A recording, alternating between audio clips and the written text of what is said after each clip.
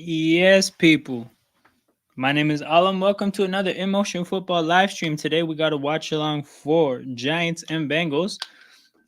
We got a live stream that's a little bit earlier than scheduled. I was supposed to start at 9:30, but the live stream I was doing before this got cut short. So here we are, people. I'm gonna set up my scoreboard, and we're gonna get the show started. So I got a bunch of the homies in the chat already. Shout out to Jared Brown, who was in New England to see his Texans get the W. That's exciting stuff. Shout out to King, whose Steelers got the big win in Vegas to bounce back after a disappointing Sunday night football last week. Both our teams did win this week, so it's a good Sunday night. It's a better Sunday night than last Sunday for sure. Gus Bradley out for the shoe. Yeah, Gus Bradley, most hated man in Indianapolis for sure. I'll tell you that much. Now it's time to hate watch for sure. So you're hate watching the Bengals. I'm hate watching the Giants. I actually do kind of think the Giants. I think the Giants are going to play better than people expected. If they had Thibodeau and they had Jamar Chase, I would be picking the Giants to win this game. But yeah, we back. Okay. This game, I want to talk about Drake May when we get around to it. Jaguars double agent. We got the first snap of the game for Cincinnati. All white uniforms for them. It's a clean look. Burrow check down to Chase Brown, Canadian running back. About 4 yards.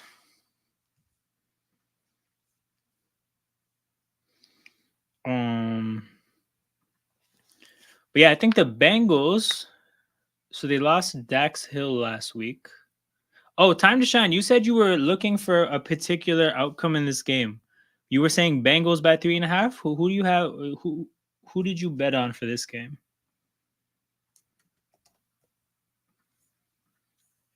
I think Doug Peterson is going to get fired soon. I agree. You're ahead of it. F it, we ball. Okay, yeah, you got 3.5. Yeah, I think again the injuries for the Giants are big, man. They're missing two of their better players. Missing two of their better players, but it's 3rd and 5 early for the Bengals. I thought today was going to be Sirianni's last. It was close. It was close. It was close. We'll talk about that too when we get around to the games. It was a good Sunday of football for people that have to talk about football. I'll say that much. There is so much shit to talk about. I actually thought that we would struggle if this was this live stream started at 9:30. We'd struggle to talk about everything and the game. I was kind of hoping the game would be a blowout. That's a drop. That angle, I missed that play, but yeah, you got to catch that, Chase Brown. You got to catch that. 3rd and 6. Burrow drops back. There's pressure, but there's no gap discipline, so lots of space for Burrow to scramble into. But whoever are the Lions fans, I bet they're sad. Hold on, Lions? Wait, who? But whoever are the Lions fans, I bet they're sad. Nah, hell no. Lions fans are gassed. I'm ahead of all of you, to be frank. Okay, so you have the best spoiling potential. True. Oh, that's another thing to talk about. So many things to talk about this week, people. First down, Bengals. You know what? I can't. I'm having a hard time. Having a hard time just putting these all to the back burner. Okay, so Browns Eagles. Quick takeaways from the Brown side. Offense completely a joke. Their defense, too many damn injuries. Probably would still be a good defense if healthy, but they're not. Eagle side of it, hard to evaluate the defense, who had a good game overall. Hard to evaluate them because of how bad the Browns' offense is. In terms of the results, you only gave up 9 points. Yo, what the hell is Deontay Banks doing? He's trying to get a face mask in the worst way. Like that type of aggressive pulling at around the head area, you could accidentally find your hand caught up in there. Deshaun Cosby is still ass. That's hilarious. But yeah. Um You gave up too many yards on the ground for my comfort level against the Browns team that didn't even have Jerome Ford. So that's disappointing. But yeah, you gave up 9 points. That's good. Uh, Passing game was held in check for the Browns, but you know what? They hold their own passing attack in check for you. So tough to evaluate there. Um, in terms of the offense, pretty disappointing day for the Eagles offense. I think even though the Browns have some quality pieces on defense and they have a good defensive coordinator, they were basically missing their best three safeties. We couldn't run the ball on them at all. Jordan Mailata got hurt. Dallas Goedert got hurt. They're gonna keep getting hurt. Like they're gonna keep missing time because the hamstring injuries are what, at least a month. So like that's disappointing. But to get to Nick Sirianni, right? The fact that you're talking trash to the Eagles fans after the game as if you just like, oh, big sack for the damn Brian Burns. Big sack for the Giants. That's a wild sack celebration. I don't know what that is, but I didn't enjoy watching that. That left me feeling a little bit uncomfortable.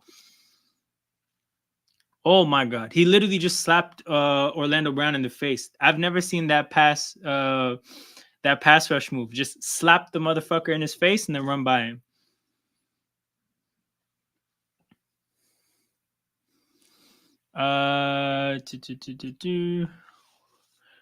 But yeah, so Nick Sirianni, you're acting like you beat a good team and you shut up the haters. Yeah, I know in football, like European football, it happens a lot where like there'll be a player that's ass for like months and then he scores a goal and then shushes the fans.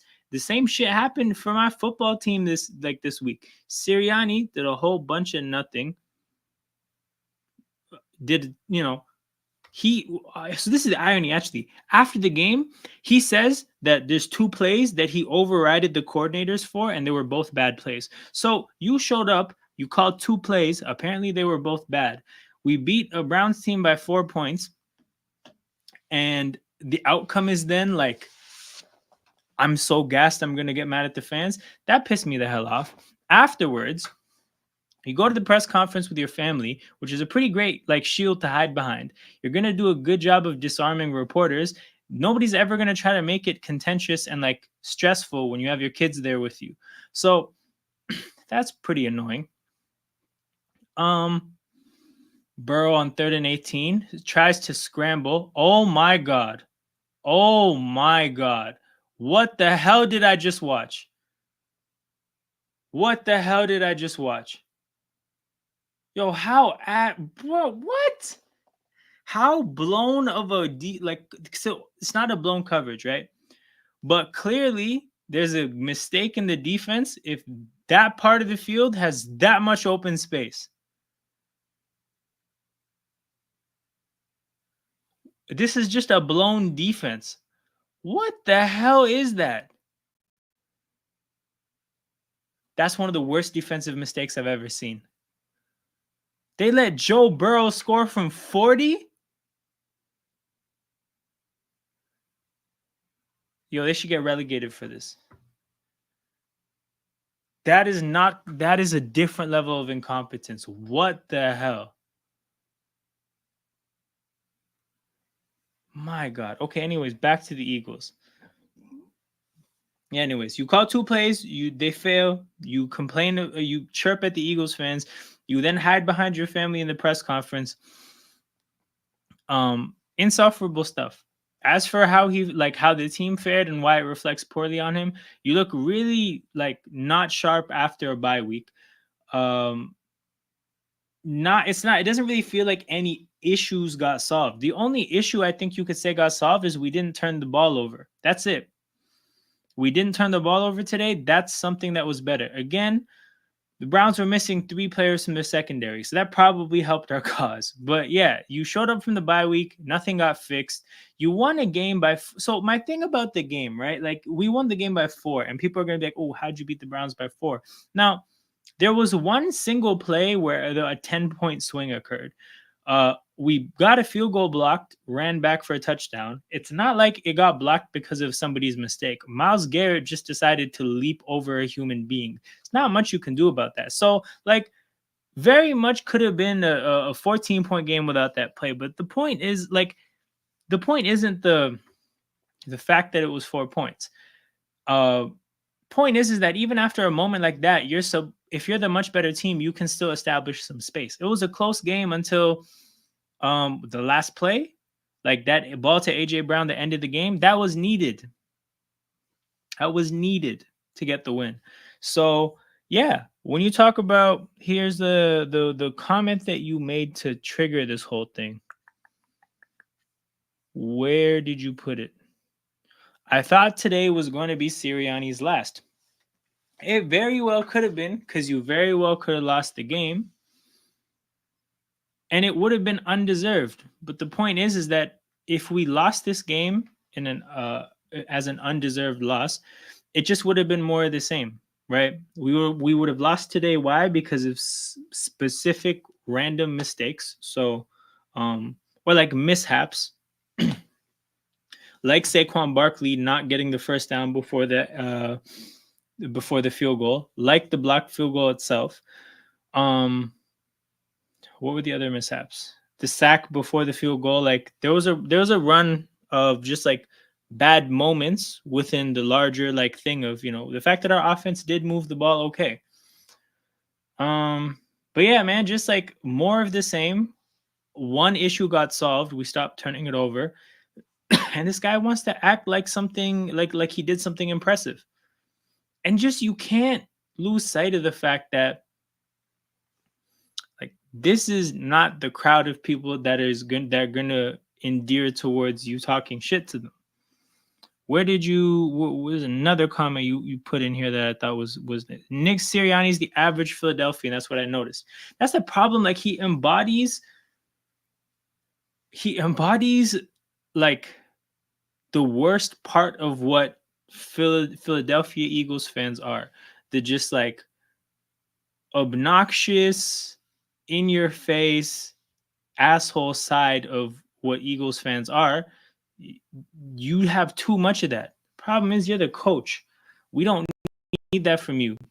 We need that from a handful of players, and we need that from everybody in the crowd. We don't need that from the coach. Like, can you imagine if we had a quarterback like this? There's just certain parts of your team where you're not supposed to have this. So yeah, really, really disgusting stuff.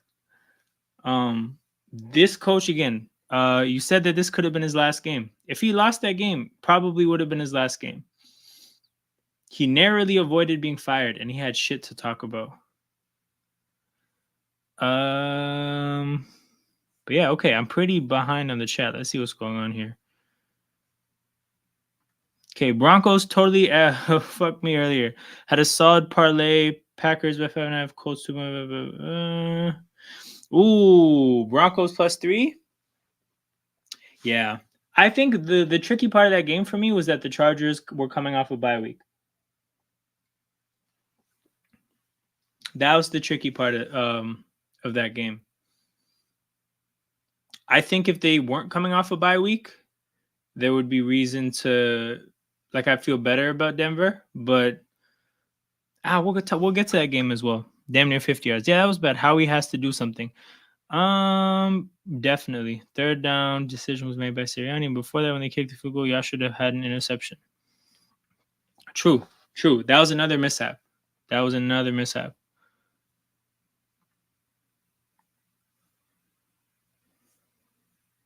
Broncos scored 16. Oh yeah, they had a lot of garbage time at the end. Actually, I lied. It wasn't necessarily garbage time because they got the game back to a 7-point game. Sean Payton is a scrub. This is true. I'm not a fan. Damn. Giants went 3-and-out. I can't get over that touchdown. I cannot get over that touchdown. You just got a sack to get into 3rd and 18. It's so easy to play defense when it's 3rd and 18, and you leave half of the field completely open. That's crazy. I've said it forever. He's a fucking Drew Brees merchant. He is. He's absolutely a Drew Brees merchant. Like once Drew Brees left New Orleans, that was a really bad football team to watch, and it was bad because he kept trying to force the Taysom Hill thing. Kept trying to force. Well, he didn't force the Jameis Winston thing, which would have been a more respectable thing. But yeah, it's like you had Teddy Bridgewater, Jameis Winston, and I think somebody else come through your organization, and you felt like Taysom Hill was the one. That was depressing. Joe Mixon had a great game back from injury. He did. I started him in fantasy, and I'm really happy that I did. Paying to injury players. That's true. Bounty Gate as well. So that's the thing. When I watched the Saints play against the Eagles, that's what it like made me think of. I was like, this feels like Bounty Gate all over again. This team is dirty as hell trying to injure players. Okay, next game to get into, Jaguars Bears. So Jaguars Bears, did not watch this game at all. Slept through it. I slept in today. Slept really good too. So I did not watch this game, but it does look like the Bears took advantage of a downright horrible Jaguars team, which is what you're supposed to do. And the Jaguars are just a downright horrendous football team.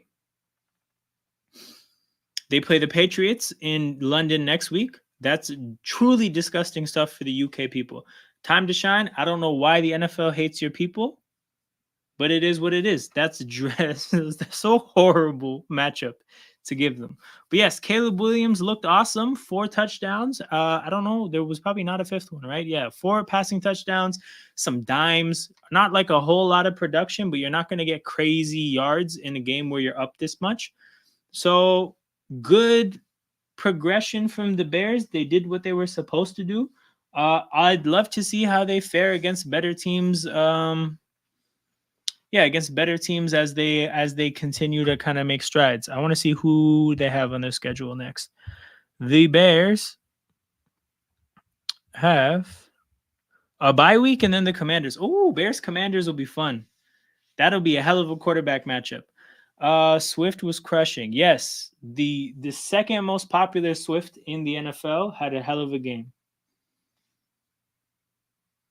DeAndre Swift, the fact that they had him looking so ass at the beginning of the year is such an indictment on the offensive line and the offensive coordinator, because Swift is cold, man. He's such a talented football player with the ball in his hands. You can overcomplicate things by trying to put players in really specific roles. DeAndre Swift is simply good at the sport of football. And if he looks shit on your team, it's because you fucked up. But yeah, not much else to say about that game. Next game we'll do is Bucks and Saints, but we got football back in the game. I was busy watching the Oregon game. Oh, Oregon, Ohio State was amazing too. That was phenomenal football. Oh, the football was amazing yesterday as well because I watched them. I watched Ole Miss LSU. And then obviously today had its good games. Zach Moss is stuffed behind the line of scrimmage. So the football was amazing this weekend, people. If you guys didn't watch Ohio State against Oregon, you guys missed out. Ole Miss LSU, it was good at the end.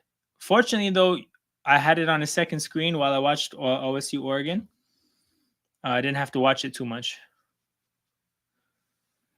Hold on. Rebels. Who are you referring to? Are you who's the Rebels? I'm not big, like huge on college football. I'm still getting more and more into it. That's Ole Miss? Ole Miss. Yeah. Okay. I like their quarterback though. Jackson Dart looked good. But to be honest, it's just Lane Kiffin things, man. It's just Lane Kiffin things. That man is gonna find a way to lose a football game. Rain, sleet, or shine. Lane Kiffin is losing a football game. But yeah, the 3rd and 1 here for the Bengals. The quarterback looked good. Like very fluid athlete.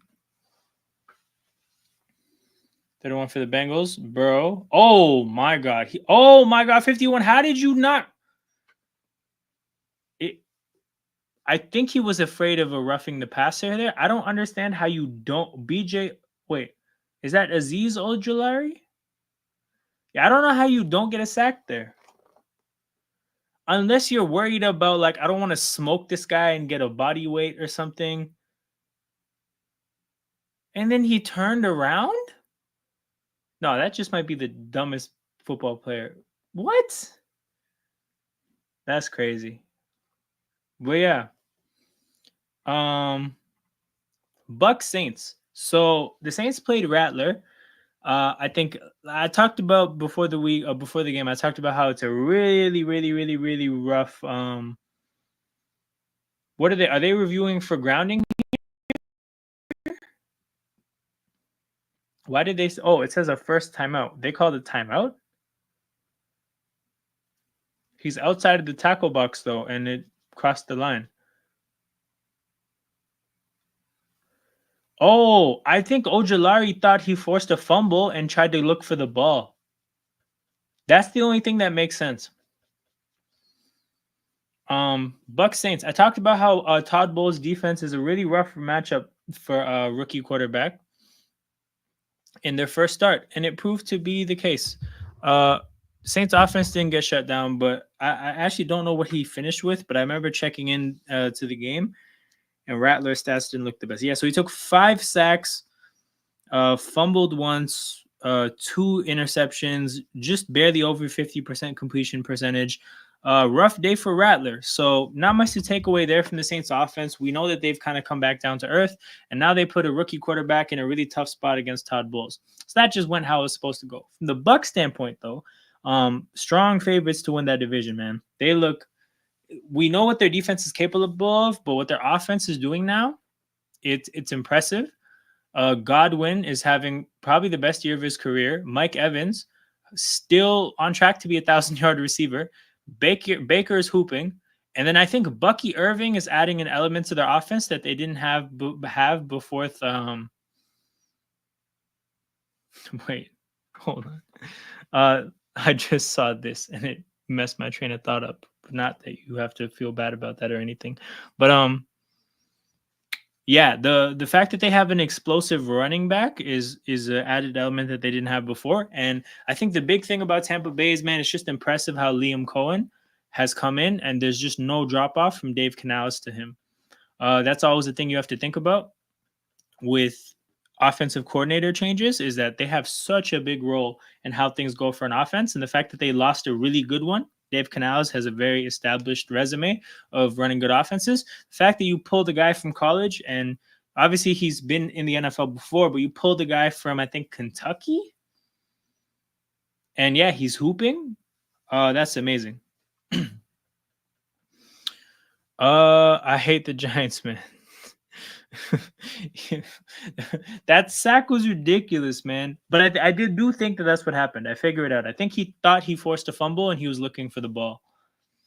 Some NBA drama. Jalen Brunson's dad and DiVincenzo were just beefing. So DiVincenzo and Rick Brunson? DiVincenzo is beefing an old man? I think that's a meme. Like, how are you 27 but you're up? No, it's the other way around. How are you 50 years old and your ops 25 or some shit like that? There's a meme. I don't remember it. But yeah, that's a weird beef. I gotta get some details about that later. That was a back and forth ass game. Oh, Bucks and Saints? I mean, that's the thing. It was a blowout at the end. But yeah. I actually think the Saints were up at some point, and then the Bucks came storming back. Oh yeah. This is what it was. Saints were back, came back from down 17-0, took the lead, and then Baker went nuts. And then I think with the Saints too is I think they got a special teams touchdown. Rashid Shaheed is what sprung the comeback.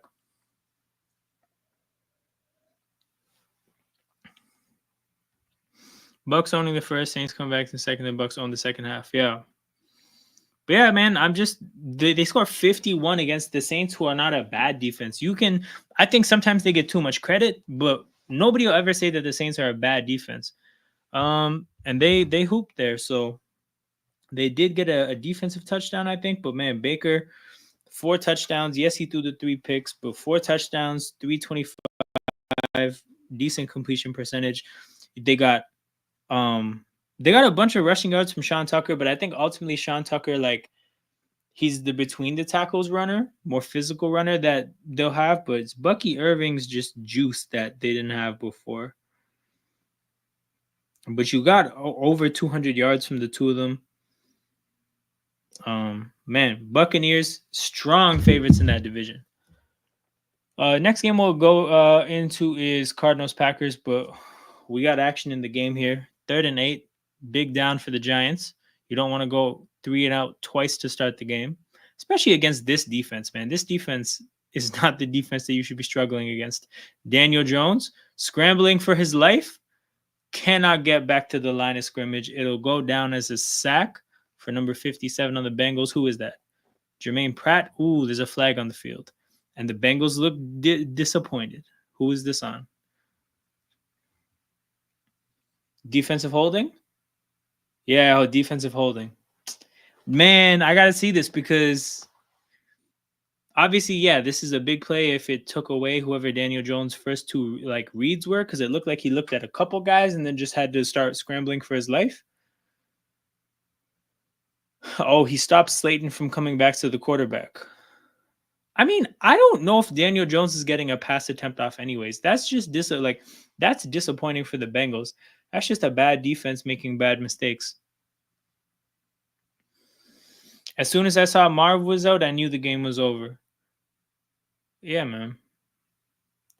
Cardinals don't have enough top end talent. Wandale gets a few yards there, but so Cardinals Packers. The Cardinals are a weird team, man. I guess we can chalk up their win against San Francisco as just good old fashioned divisional games being closer than they should be, because getting smacked by Green Bay fits more it makes more sense with getting smacked by Washington, and then you lost close games against Buffalo and Detroit, but those outcomes together all make sense. Beating a beat up Rams team, that also kind of makes sense, as you don't have to be particularly great to do that. All their outcomes except beating the Niners kind of all fit together. But I think what we might be learning is that, especially if you look at the fact that the Niners had some very sloppy moments against Seattle, the Niners just might not be that team anymore this year. And oddly enough, that might be the biggest takeaway of looking at what's happened with the Cardinals so far. But yeah, Cardinals, man, lack of top end talent. Marvin Harrison gets knocked out of the game. That's a big problem. But who are they going to turn to make for somebody to make a difference? Defensively for sure, but offensively as well. Trey McBride aside, Trey McBride is a very good young tight end. Ooh, big 3rd down conversion for the Bengals here. Slayton gets 12 yards. The next guys in terms of touches, DeMarcado has 9 touches. James Conner has 7 touches. Trey Benson has 5 touches. These are not difference makers. Niners got too many niggling injuries, so they do. But the thing is the big injury is CMC. I don't know if when they get him back, he's going to be the same player. And if he is, there's still the increasing risk of those Achilles issues getting worse. So that's never really going to get solved, I don't think, this year at least. They had Debo and Ayuk and Kittle. So I think they were sound from an injury standpoint offensively. Defensively, yeah, they were missing Hufanga. But again, I think they had most of their guys aside from Hufanga. So I just think that with the Niners, some of the core basic things of what they do are just a little bit thrown off. They normally have a very dominant front seven, and they don't have a dominant front. Man, I'm doing a deep dive into San Francisco. But yeah, they don't have a dominant front seven anymore. They just have Bosa and Fred Warner. Everybody else in that front seven, I don't think is really pulling their weight. The secondary is solid, but if your front seven isn't getting home, it's hard to compensate for that with the secondary. So I think that's a kind of a thing that makes them different this year. And then offensively, we saw what the Niners were pre-CMC, right? And the Niners pre-CMC would be an explosive offense that ultimately would have their moments where they fall short, right? Basically, we're never really we're at different times a very good offense that just wouldn't get it over the line, right? Oh my God, Daniel Jones, what's wrong with you? You know what's crazy? The Giants, I felt like, had all year this year, except after week 1, they looked like a competent team that just cleaned up their sloppiness, right? This game, they decided to go back they reverted to last year's Giants. Daniel Jones is out here doing dumb shit. You got pass rushers who aren't wrapping up. 3rd and 18, and they said, you know what? We're gonna cover half of the field, right? Other half of the field, hope for the best. We're gonna lock down half the field. They're playing crazy football right now.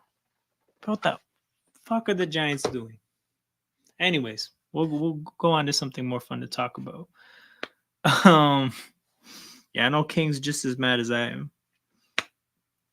But yeah, man, Cardinals definitely a team that if they hang with you in a game, it's because you're either not a good team, you're a good team that's not playing well, or they just, or it might be one of their 2 games a year where they play great ball, but they're not it. They're not it at all. And for the Packers side of things, it's kind of just impressive to see how many different guys they can get the football. I feel like every time you look at the box score, there's like 9 guys who caught a football.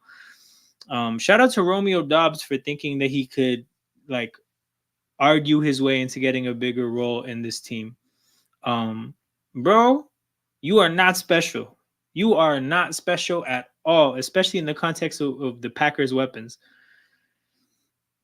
But they really still haven't got like real production from Watson this year. But yeah, Jaden Reed, there's Dontavian Wicks, that was the name I was thinking of. They got options. Tucker Kraft is really coming along. Yeah, man. Whenever you look at the Packers box score, it looks like 9 guys get the ball. Now, I was a bit surprised at their rushing attack not really thriving, especially in a game. Actually, not the rushing game, more Josh Jacobs, especially in a game like this where you get a big lead and the mission just becomes let's kill this game. And especially considering the opponent. But yeah, other than that, don't really have a lot of complaints for the Packers. I know what I talked about the last couple weeks is that Jordan Love didn't look right. First 2 games off of a knee injury, he didn't quite look like the player that we know he is. Think he looked more like himself today. Think he definitely looked more like himself. So that was good to see. Yeah, not much more you can say about this game. It was just a blowout. I think. Hold up. I'm not going to get into Colts Titans if Daniel isn't here. So I'm going to just wait to see if Daniel's still here. I think he must be. His last comment was like 10 minutes ago. But yeah, we'll get into this game whenever he's back. If not, we'll get into Texans, Lions Cowboys game. Yeah, we're going to get into that. It's probably going to be one of the last games we get into. But I think the theme today might be like showing who you are. Okay, hell yeah, my guy's in here. Okay. Colts Titans. One second. So yeah, we gotta talk about Will Levis first, man. 95 passing yards. 95 passing yards is wild. 1 interception for Will Levis, but we don't have to look much further because every time you see Daniel in the chat, actually every time I've seen Daniel for the last week, right? His first message will be, look, Gus Bradley out, get him out of my team, right? So always what he starts everything with. I might ask Daniel like, oh, what do you think of Chelsea, right? And he'll start with Gus Bradley out, and then he'll get into his opinion. So this is how people who like the Colts talk about Gus Bradley. It's not just him, by the way. Gus Bradley is a heavily criticized defensive coordinator. And it's because the Colts are underperforming their talent. I think they have solid pieces defensively, not particularly great, but they're playing way worse than that. You go up against that defense, and it's not just that. Look at their rushing attack. Pollard, 17 for 93. Spears, 6 for 27. That means in 23 rushes, their running backs got them 120 yards. He had a good running game against a suspect defense, and he got 95 yards. This guy is a joke. He's playing such bad ball on a roster that I actually think like is fine. I don't think the Titans have a bad football team. I just think that they have one of the most irredeemable quarterback situations it's making everything look worse. And I think this is a horrible situation for a coach to be in, right? Because I don't really even think the coaching comes into play much. When a lot of what you want to do as a football team, you probably can't even get to because the quarterback is just that bad. So from the Titans standpoint, bro, they're going to be picking high. They're going to probably pick a quarterback, and then next year if they make a big jump, don't be surprised because their roster has guys. Their roster definitely has guys. Um for the Colts side of things, um yeah, we obviously know that they were banged up at the running back spot. They had Michael Pittman play today, which is amazing. But obviously, when you're playing through back issues, we're not going to sit here and act like you're going to be able to be yourself.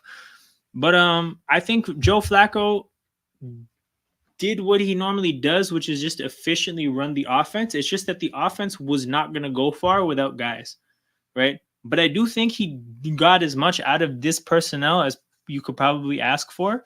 And look, that's his job. His job is to step in and just not get in the way of the offense, and he did that. So, um, yeah, it's a good performance from him and a solid outing. Brian Burns forces another punt for the Bengals. Brian Burns is on one. What a great player to waste his time on a team like the Giants. Okay, Leon, fascinating that you bring this up because I first brought this up maybe about 2-3 weeks ago, right? And what I talked about was it's a tough position to be in when the backup veteran is playing better than the young prospect, because this is the NFL. Most players in the NFL are playing on a year-to-year basis where their careers are not set for the next year, right? And then even guys who do have career stability, a lot of them are playing for contracts because they're either in a position to renegotiate or their contracts are running out. There's not a lot of players in the NFL you can really sell on the, hey, let's make a long-term decision. If Here's the thing, Flacco is definitely not going to win the job from AR. AR is going to get the job back at some point, but if he gets the job back and he doesn't look good, that's a huge problem for the locker room and the coach. And the coach is going to have to make a very difficult decision at that point, because you can't look at the locker room and say, you know what, we're going to keep playing the younger player that needs these minutes for development and have that go well with the guys. So again, Anthony Richardson, whenever he does come back, the first 2 games back are going to be incredibly important. Incredibly important. It's like Andy Dalton and Bryce Young. Not in terms of the players, because not comparable. But the point is that Dave Canales could not, with good faith, he could not look at his team and say, you know what, we're going to play Bryce Young because he needs the reps. Those guys have careers and lives to worry about. Everybody knew Andy Dalton is our best chance to do anything, so you got to play him. Now, if Andy Dalton shows up and plays like shit, you have like a leg to stand on when you do play Bryce Young.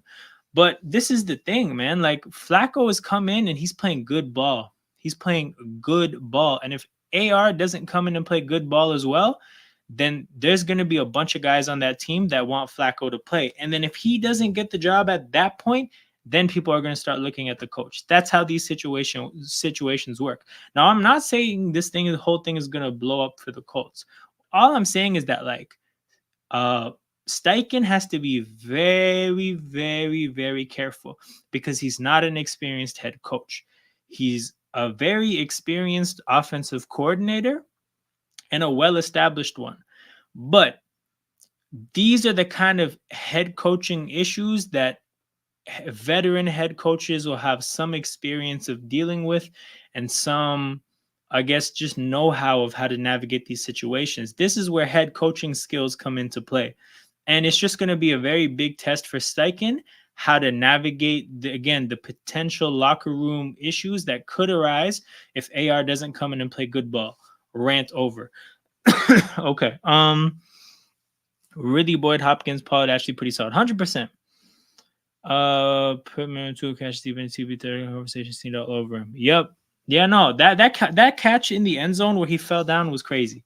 Especially when you take in how he falls down with a back issue. Crazy, crazy, crazy. It's almost all of last year. Then gets hurt for last 2 games. Haven't played well in the first 2 games. Me personally, it's hard to judge him so far because of injuries. So the point is that actually nothing is to do with Anthony thinking that Anthony Richardson is good or not, or thinking he has potential or not, or how he's done so far. Actually, like a lot of those factors are not necessarily that related to what the problem might be. The problem is just more if, again, the locker room looks around 2 games after AR comes back and it's just like, you know what? Man, Joe Flacco gives us a better chance of winning football games.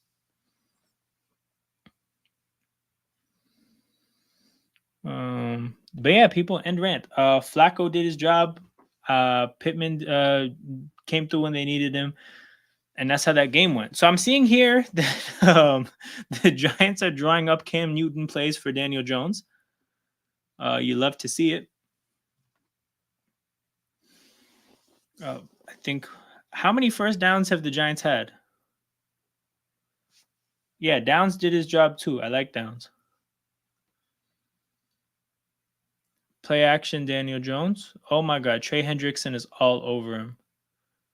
Oh, so I don't know if you guys wouldn't know this, but when I put the thumbnail together for this game, obviously I went for the 2 quarterbacks because like that's typically what you do. But I really wanted to do Trey Hendrickson and Brian Burns because I was not trying to do running backs because there's not any. I was not trying to do like Neighbors isn't playing, so I'm not going to go for like receiving targets. I'm like, yo, the best positional matchup in this game, it might be Hendrickson and Brian Burns.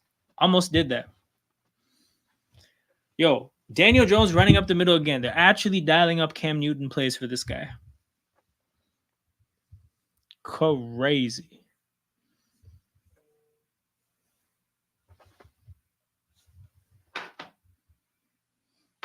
But yeah.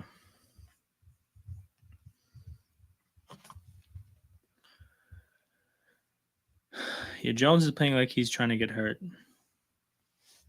Him taking those kind of hits is not a great idea.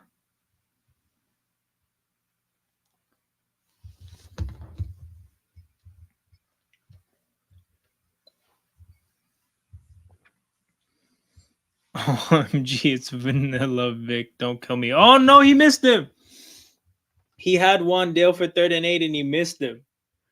Oh man, yeah. Daniel Jones is playing his worst game of the year. Boy. That was a rough one. Okay, I'm gonna leave just for 1 second. I'm a food guy here. So I'm just gonna go grab it. I'll be right back. The hell did I remove that for?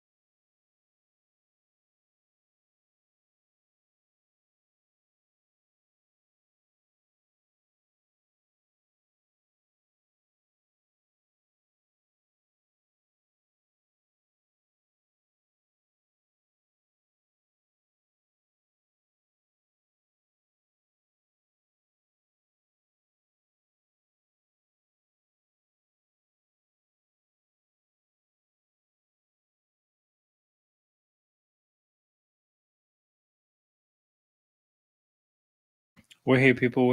All right, so Peter will be joining in a bit. But next game, Texans Pats. Yeah. Texans Pats. So first thing to just quickly like get the Patriots stuff out of the way. Defensively, obviously not a great game. They gave up 41 points, which under no circumstances can be categorized as a good game. I thought for a while there they had Stroud in check, and he ultimately only finished with 129. But bro, the rushing yards they had was crazy. Almost 200 rushing yards. That's not very Patriots defense ish. But again, like you held Stroud in check, but at what cost, right? If you're holding a quarterback in check, but the running game is that bad, I'm more inclined to believe that you're selling out so hard to stop the quarterback that the running opportunities to run the ball are so um, easy, and you're just not adjusting to figure out the running game. So yeah, that was just too much. But in terms of the Patriots offense, right? What I wanted to talk about is how little of a rushing attack that Drake May had in his first career start against D'Amico Ryans. Like I think this was actually I talked about how this was a really rough spot for Drake May. It proved to be even more difficult of a spot because of how little help he had from the rushing attack. So obviously, rookie quarterback, he turned the ball over 3 times and took 4 sacks. But man, you threw three touchdowns and had over 240 passing yards with no rushing attack. Yes, a bunch of this game was played in garbage time, but again, I just think that for what a first career start is, that's encouraging. And then I think there's even something to be said about just the confidence of putting this player in this position, right? Like, coach, it's football 101 to try to not put that's grounding, is it not? He was in the tackle box. Like he was running out of the tackle box, and I feel like he turned back in. That's grounding. Yeah, that's grounding. But yeah, I don't know if you have any more thoughts on specifically Drake May, Leon, but I actually left that feeling like, you know what? It's really impressive that the coaching staff, who, again, football 101 to protect your rookie quarterback from really difficult situations, looked at him and was just like, you know what? He can do this. Like he can deal with this. Probably not going to be able to run the ball. We're going up against a great defensive coordinator, but he can handle this. So that's pretty solid on Drake May. On to the Houston Texans. We really only saw Joe Mixon in week 1, and he got hella carries, right? We haven't really seen this Texans offense with a good running back. We finally get to see him again today. He doesn't get the crazy volume, but bro, he touched the ball 15 times and had 132 yards. They've never had that kind of a dynamic to this offense. You add production from Dameon Pierce. I've talked about with the Texans how, yeah, we know they're good, but they haven't actually shown it yet. I talked about that a lot. I think today you kind of started to see shades of what this could be when it really, really, really like starts to hit its stride. They were missing Nico Collins, obviously, like you could argue their best receiver because he was leading the league in rushing, but receiving. But yeah, they were missing Nico Collins. They still produced as an offense. You see the added element that is Joe Mixon. Again, Houston still doesn't look like the offense that we know they can be, but they're headed in the right direction at least. So that's what I left with from Houston. But yeah, Jared Brown, feel free to give us any of your thoughts that you had from actually being at the game. But yeah, I thought it was really impressive what they did on the ground. And when they do get healthy, at some point, this is going to be a really dangerous team. Our OLs up and down last game, they were good at run blocking. Today, they were okay pass blocking from time to time. The biggest question is, why did the Bengals let go of Mixon? In my opinion, second best weapon. Yeah, it was just they did the NFL general manager thing of sometimes you go with conventional wisdom as opposed to like actually analyzing the specific situation and seeing what you should do. So like Joe Mixon is an aging running back who is in the last year of his deal, right? No guaranteed money. Conventional wisdom says you don't pay that kind of a player. And if they felt like he wanted another deal and they couldn't keep him without paying him, they got rid of him. Remember, their plan was to release him.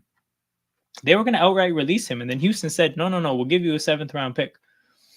So they decided to just move on from a running back that they felt was about to be on the decline. And the thing is that they might be right, but they might just be a year early. And I think that that's how you should look at these things. Like, if there was no signs of him slowing down, I don't think they should have done that. Well, we play the Packers next week. We play especially with Will Anderson got there. Oh damn, he hooped. But yeah, no, Bengals, man, they could use a talent like him. Will Anderson was a problem today. Yeah, man. D'Amico came to Houston. First thing he did was he got his Bosa. 2nd and 7, handoff to Tracy.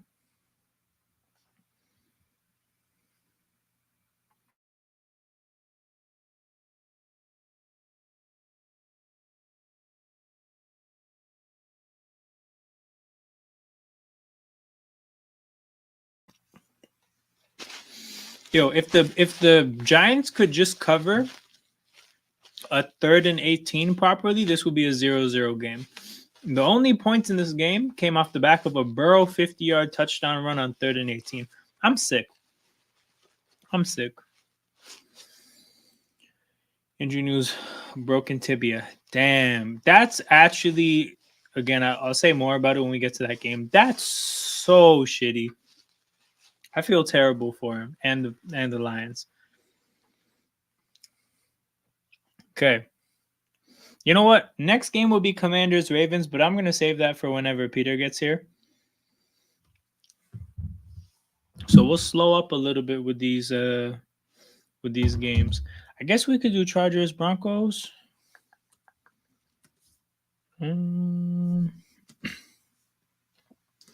So Chargers Broncos. My first takeaway was I think Denver's defense was showing really, really good things. And then today was a bit of a comeback to reality.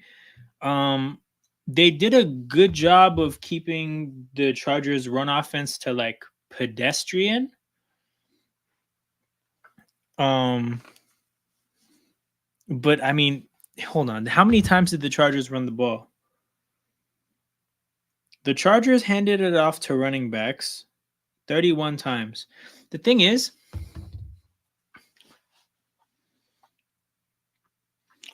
like when you hand the ball off 31 times, I'm a little bit more okay with there being some inefficiencies. Right? Because obviously the running attack wasn't inefficient enough to stop running it, you know? Daniel Jones misses another receiver down the field. Like when rushing attacks really get messed up, typically they'll have to stop running it. The Chargers were doing enough on the ground game to keep running it. 31 attempts by running backs, a handful of attempts to receivers. The Chargers were comfortable offensively in this game. Herbert got like 240, but 240 with these receivers is good because he doesn't really have enough weapons. Obviously they slowed down towards the end of the game. But yeah, I think Denver's defense little bit underperformed what I thought that they would do. And then offensively, it's a struggle, man. It's a struggle. What did Bo Nix do this game? I checked in at some point in the game and his stats were really bad. Finished with 216. Inefficient in terms of completion percentage. Got 1 interception. Not much help from the ground game. Obviously, they're down big in this game early, so they probably abandoned the run. But yeah, bit of a comeback down to earth for Denver a little bit. Now, I didn't expect them to win this game and go to 4-2, but yeah, I talked a lot about how I thought Denver kind of cleaned certain things up as a team, and we're the kind of team that they're a competent team that if you show up and do stupid stuff, they're gonna beat you. Again, little bit underperformed my assessment of where their team was at, but I still maintain that you actually have to show up and beat Denver. Like you can't just show up and do whatever you want. You have to actually play solid enough football. And look, a Harbaugh-led Chargers team is going to do just that. They might not do a lot of the whole do anything special, but they're definitely going to show up and just play good, competent football. And I think that's what you saw today. We got 3rd and 15 for the Giants here. I was proud of our offense, but Tunsil went down with an ankle injury. Does it look bad? Does it look like a bad ankle injury? 3rd and 15 for the Giants. Daniel Jones drops back. He's going to scramble. Take a bunch of contact 10 yards down the field before the first 5 yards before the first down marker. So another punt. And again, this game only has points because the Giants don't know how to play football when it's 3rd and 18. I still can't believe that happened.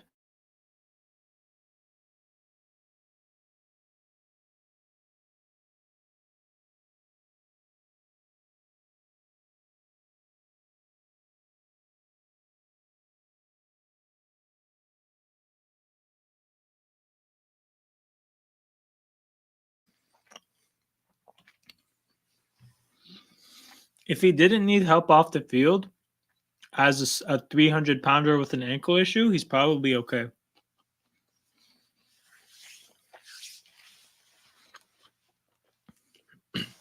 Who do the Texans play next week? Oh, I think they play the Packers. That should be a good matchup. Yeah, Texans-Packers should be a lot of fun.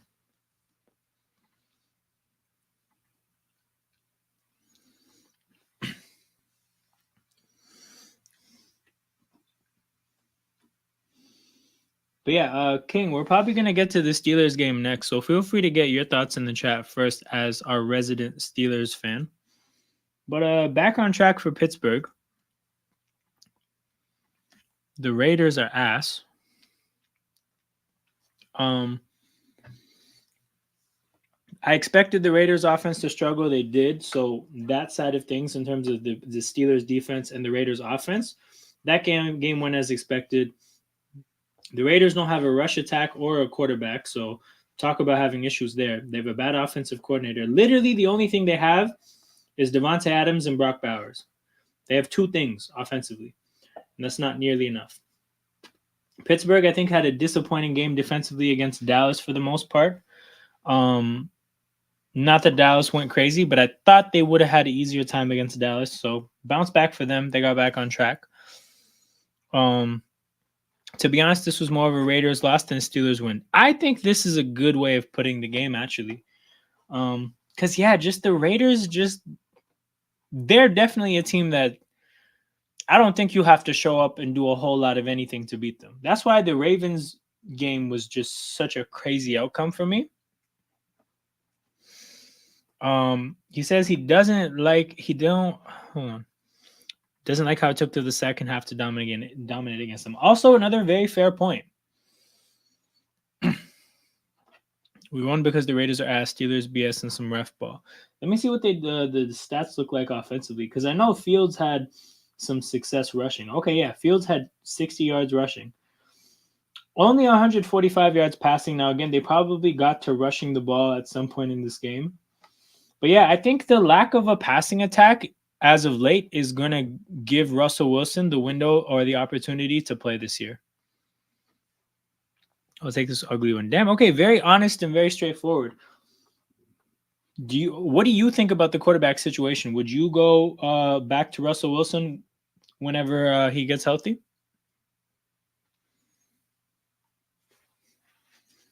Because I think it's on track for that. I think you have to at least see what he could do for the passing game.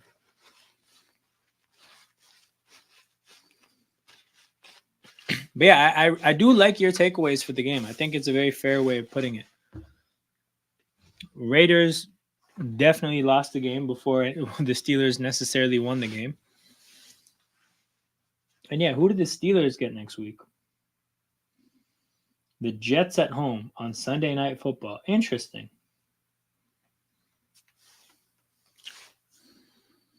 We just need to get healthy and have a damn O-line. I think your O-line should be good whenever it's healthy, though. Those are my feelings about your offensive line. I think they're going to be good whenever you guys get healthy.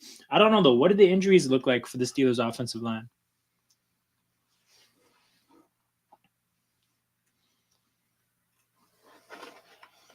That part I may not be familiar with.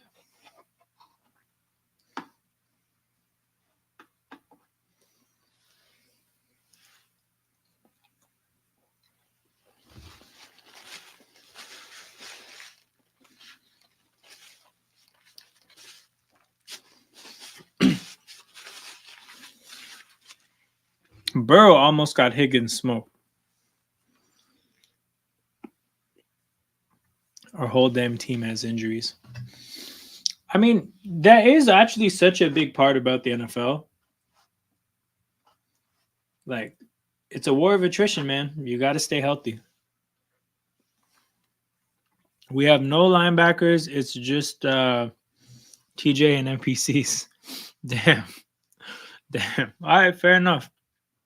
I saw TJ Watt's forced fumble, man. That guy's a playmaker.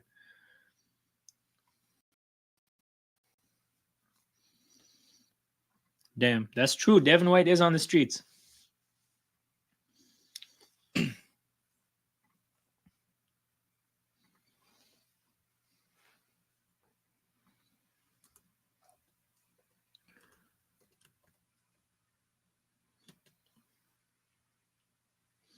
Okay, we only have a couple games left, so that's good. Speaking of which, TJ Watt for DPOY. I mean, it sucks that these awards really come down to team success so much, I feel, but I don't know if he'll get enough of a spotlight if the Steelers don't do what they're supposed to do as a team. But then again, who would the competitors be? Oh yeah, Hutchinson was a big competitor. You guys haven't had a because they got Devin Bush. And that didn't work out. Oh, Patrick Queen. Patrick Queen is probably one of the guys that's hurt.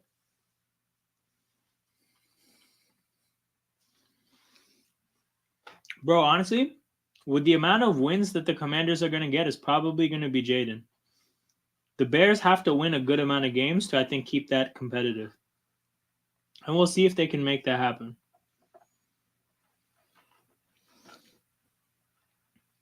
Yeah, to be honest, though, I would have said that Hutchinson would be the favorite prior to the injury. So you're right. I think that does open the window for TJ. Because the thing, too, is like, I still think the Steelers are going to make the playoffs. Actually, I lied.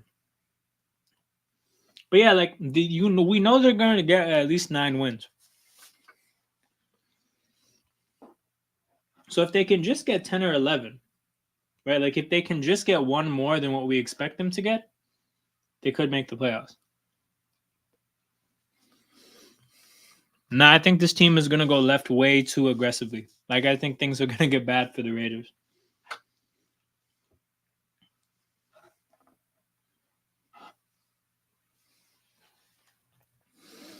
But yeah, good point though. That is DPOI definitely realistic for them. So we got Falcons Panthers as the next game to get into. Kind of surprised by how competitive of a game this was. I expected the Falcons defense to dominate against the Panthers. And the Panthers, I think, went up 7-0 in this game. Chuba Hubbard, efficient day on the ground, which that part of things, I know the Falcons, you could probably you can run on the Falcons. But yeah, Dalton getting to 2 touchdowns in 220 kind of surprised me a little bit. I did expect defensive domination for the Falcons. And again, it was a more competitive game than again I would have expected. Because if you look at the game, it was a 5-point game at halftime. But yeah, the Panthers went up 7-0. But in terms of major takeaways, nothing from the Panther side of things. They are what they are. For the Falcon side of things, I guess if you're thinking about their team in the context of the fact that they're competing against Tampa Bay for the division, they did nothing today to show me that they're better than Tampa. The win that they got against Tampa is important, but I don't think I've left feeling like they're a better team than Tampa Bay. And not that you can again like the only way to for there to be major takeaways against a team like Carolina is if you show up and beat them by like 30.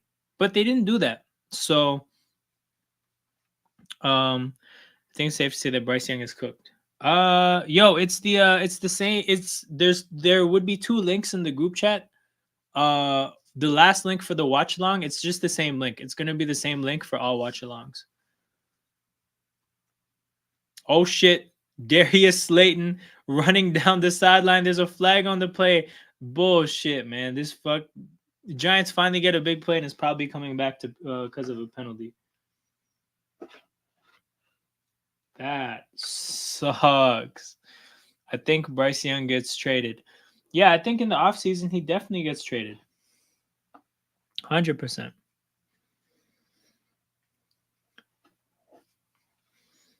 I wonder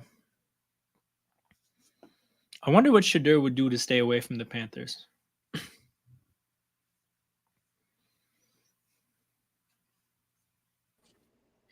You Yo.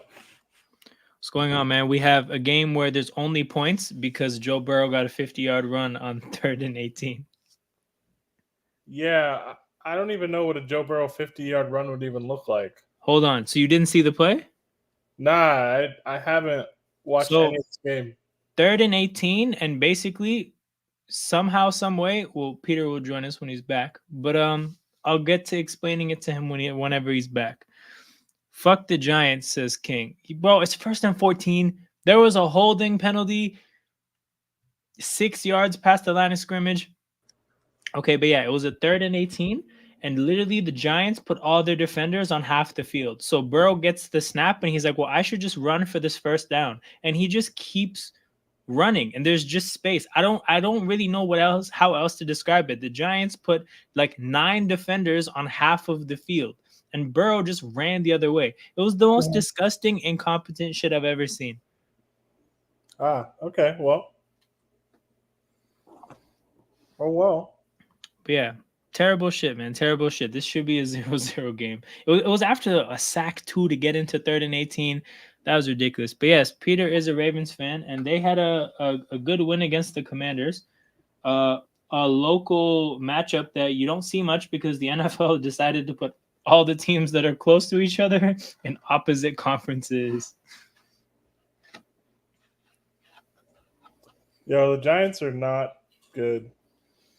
Yeah, they're playing horrendous ball right now. All right. Hey man, you were at the Texans game in Massachusetts? Big up, man. Yo, Jared Brown is just at random sporting events. In the last 3 weeks, I think he was in New York for a Yankees game, in California for one of those Dodgers games, in Indiana for the Fever game. Shout out to the life that this guy's living, or the lies that he's telling. All right, 3rd and 14, Daniel Jones. What do you got for me? Oh, a whole lot of nothing. Nah. Washington's defense is garbage. Yeah, I think there was always going to be a time where you realize that they have personnel issues. I've been pretty consistent about that on these streams. They just don't have the guys. And against a team like Baltimore, it'll be hard for that to not get exposed. Their corners are not good, and they lost like 2 D linemen during the game.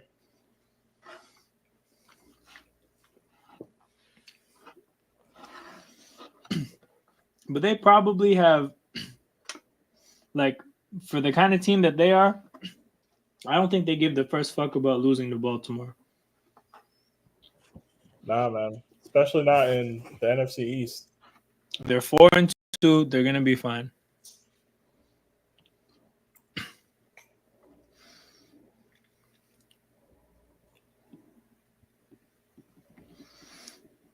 So glad the Commanders got their ass beat, so I don't have to hear about them anymore. Thing is, bro, they're gonna rack up a bunch more wins, and we're gonna be hearing about them all year. No, the Giants are ruining my hate watch. The thing is like the Giants and the Bengals, the hate watch that's happening in this game is just everybody hates that they're watching the game. It's pretty rough. Yeah, man. Expecting the Giants to win was a bit of a tall task.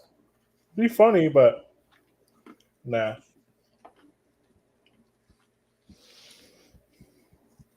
You'll hear them next week. Yeah. I was looking at the Commanders' schedule. So they're 4-2 right now. They play the Panthers, the Bears, the Giants, and the Steelers their next 4 games. So, like, I mean, 8-2 is on the table.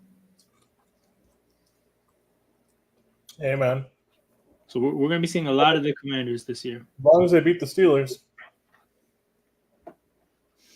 who I think at some point are like whenever he's healthy, I think they're probably going to turn to Russell Wilson. I don't think so. I think I think the bigger thing is more just like they seem to be kind of slowly putting stuff out to like soften the blow for whenever that happens. But I think just like they're going to want to see what they could possibly do to get their passing game going. I And I just don't think that's going to happen, brother. I think as long as they're winning, they'll do kind of whatever it takes to win and end up in the playoffs. do you think that's going to happen though? If I had to bet right now, no, but they're going to be in that discussion probably until the very end because I'm looking at their schedule right now. Yeah. Their last 4 weeks are at Philly, at Baltimore, at home against the Chiefs and the Bengals. So that's kind of crazy. Yeah. Well, up until then, they're home against both New York teams. They have a bye. Then they're at the Commanders, home against the Ravens, at the Browns, at Cincinnati, and home against the Browns. Mind you, they already have 4 wins. I could definitely see them with like 9 wins by Christmas kind of thing. And in that case, I don't think they're going to just bench him in the last week. They would need like the bottom to fall out the next 2 games and lose both of those going into the bye. I think if they have a bad offensive game against the Jets, the tough thing is that the game against the Giants will probably help Justin Fields' cause. Yeah. But if there were 2 games going into the bye week, that's a natural time. Now, if you come out of the bye week and have a bad game against Washington, who I think people at that point will have a pretty good understanding is like a defense you should be able to have some success against, you can't necessarily make the switch for the Ravens. But if things look really bad against the Ravens, I think the Browns that's a decent spot. That's a short week though. Oh, true, it's a Thursday game. But yeah, like I think if Fields holds on until Browns, then he's probably fine, right? But I think if the change, like Browns, it has to be that run where a change happens. I just don't think they're going to make one. I can't see it. Like they already have probably one more win than they thought they would at this point. Yeah. And like, I know it's only been 6 games for some people, but like they're going to be in this mix for wildcard teams because Miami like maybe doesn't have a quarterback for the rest of the year. Yep. The Bengals maybe, but again they're 1-4. That's a lot of catching up for them to do. Yep. The other wildcard teams right now are the Chargers and the Colts. And the Colts are in their own scenario. Right. Right? So like you have the Broncos at 3-3, then you have like I don't know. I think they're gonna be in this discussion for the length of the season. I think with the last 2 weeks, Fields is thrown for 130 and 140 yards. That just has to get better. If it doesn't, then I think that's what would put the pressure on the coaching staff. But if he gets back to, because I think so this year he had 150 yards passing in week 1, 117 in week 2, and then he had these 2 games where it was 240 and 310, right? And then back to 2 games of in the 145 or less. But yeah, it's just if you see more of the 200s and 300s, he's fine. But if he at this point he's up to 4 out of his 6 games with less than 160 yards passing. I think the idea of we need to get more out of our passing attack than 150 yards, that's the thing that could put the pressure on the coaching staff.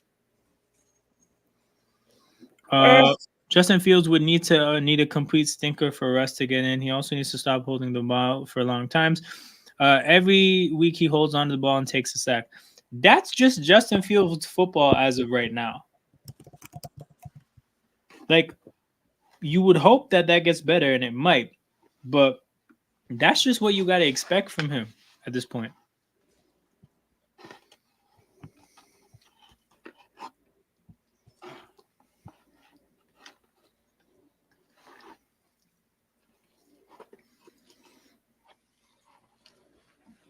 But yeah, people, we're at halftime. This game is 7-0. Um,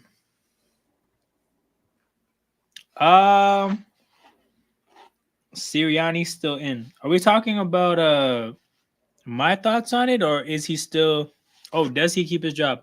Oh, he definitely keeps his job because I don't think the organization had like. I think they're probably, if you had to rate every team in terms of willingness to fire somebody midseason, probably on the side of not wanting to do that.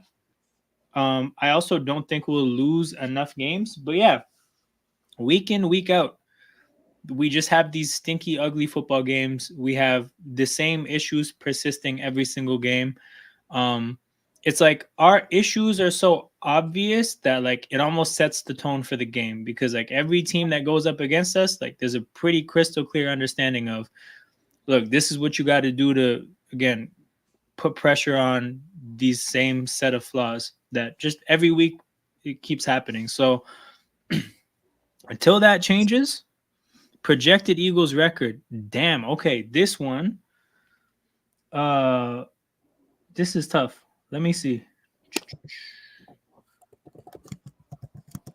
But yeah, shout out to everybody pouring in from Sarcasm City.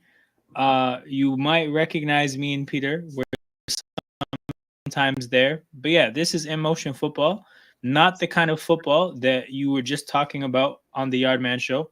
We're talking NFL football right now. We got a watch along going on for the Bengals and the Giants. But it's such a shit game that we're going to be talking about all kinds of topics, all the games that happened this week, and maybe even get into some of the games that are happening in the immediate future. But as Surfel says, hit the like button as you guys trickle in. Feel free to subscribe to the channel. Hit the dislike button if you want to. That helps as well. But yeah, just I see you guys are pouring in from the Yardman show. Shout out to Flawless. If you guys want to stick around for maybe the next probably hour and a half, we'll be watching the rest of this game and talking through football. But yeah, shout out to Flawless as always for these raids. They help the cause out quite a bit. And yeah, we'll get back into it. Surfel asked me an Eagles record. We are sitting at 3-2. And then out of this next stretch here of Giants, Bengals, and Jaguars, I think we probably win all those games.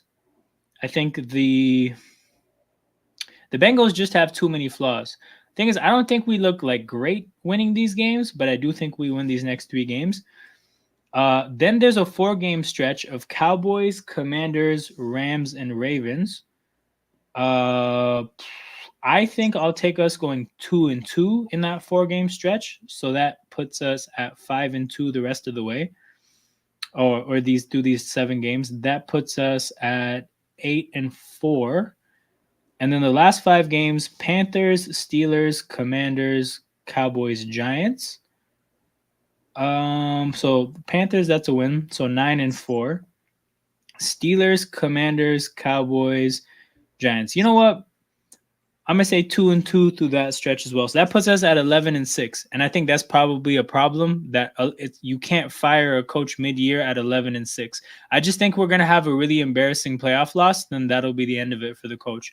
But just to be clear, Surfel, like the problems are a little bit bigger than the coach in terms of the fact that we have a management that basically wants to make all the decisions and have a coach just make the most of what they do. And that's pretty consistently resulted in some difficult fits. You can look at our defense this year. A bunch of the players we signed in free agency, the defensive coordinator just wants nothing to do with. So I mean, obviously, when that happens, you're gonna have a hard time being a great team. But another part of, I guess, like the dynamic with this team is that we have a general manager that's been the general manager for like over 10 years now. So you can kind of say like you know who he is and you know what he's gonna do. And in terms of his relationship with coaches, it's gonna be pretty clear that, especially after the Jalen Reagor experience, because like you guys, Surfa, you might not know, but basically the Eagles scouts and their management wanted to draft Justin Jefferson, and the coaching staff wanted Jalen Reagor. So they went for the basically they went with the coach's pick. Obviously, that was the wrong player, and basically since then they've been saying fuck coaches ever since. So that's just kind of like, again, you have to like keep these kind of bits of context in mind. They're gonna be kind of forcing the coaches to make the most of who the players are. And if you look at the Eagles' history of evaluating talent, it's very hit or miss. There's some high highs, but there's some very low lows. So I do think that this coach is probably going to have a pretty bad loss in the playoffs to end the year, and is going to get fired. But there's no guarantee that things go so swimmingly with the next head coach. The last head coach, Doug Peterson, won a Super Bowl and didn't last. He didn't make it to 5 years. So again, kind of a history of discord between um, the management and the coaches in this organization. So we'll see if they can figure that out for the next head coach. Robert Saleh as defensive coordinator. So that's the other thing. This management is hell bent on running Fangio style defenses. So our last three defensive coordinators have all come from one specific coaching tree. Now we actually have Fangio himself. So I think the organization would have to go against their philosophy on defense to do that, because Salah is not that. But I mean, I would like him as defensive coordinator.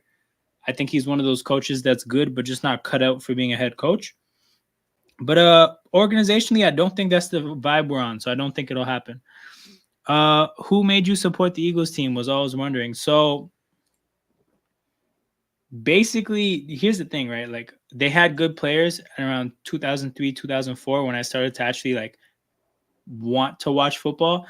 But to be honest, at the time I was like 6 or 7, right? So I just saw that they had wings on their helmets and it wasn't the logo like everybody else. I'm like, that's cool and unique. You know what? I'm gonna pick this team. But in terms of the players that actually made me like enjoy watching the game, yeah, it was Brian Dawkins and like Donovan McNabb, Westbrook, Terrell Owens, that era of Eagles. Fun kind of random fact before that though is that like prior to that, my dad really liked watching the Ravens play when they were winning the Super Bowl around 2000. So he would just talk about the Ravens a lot. So I kind of used to claim being a Ravens fan as like a 4-year-old. I have no memories of it, but that happened.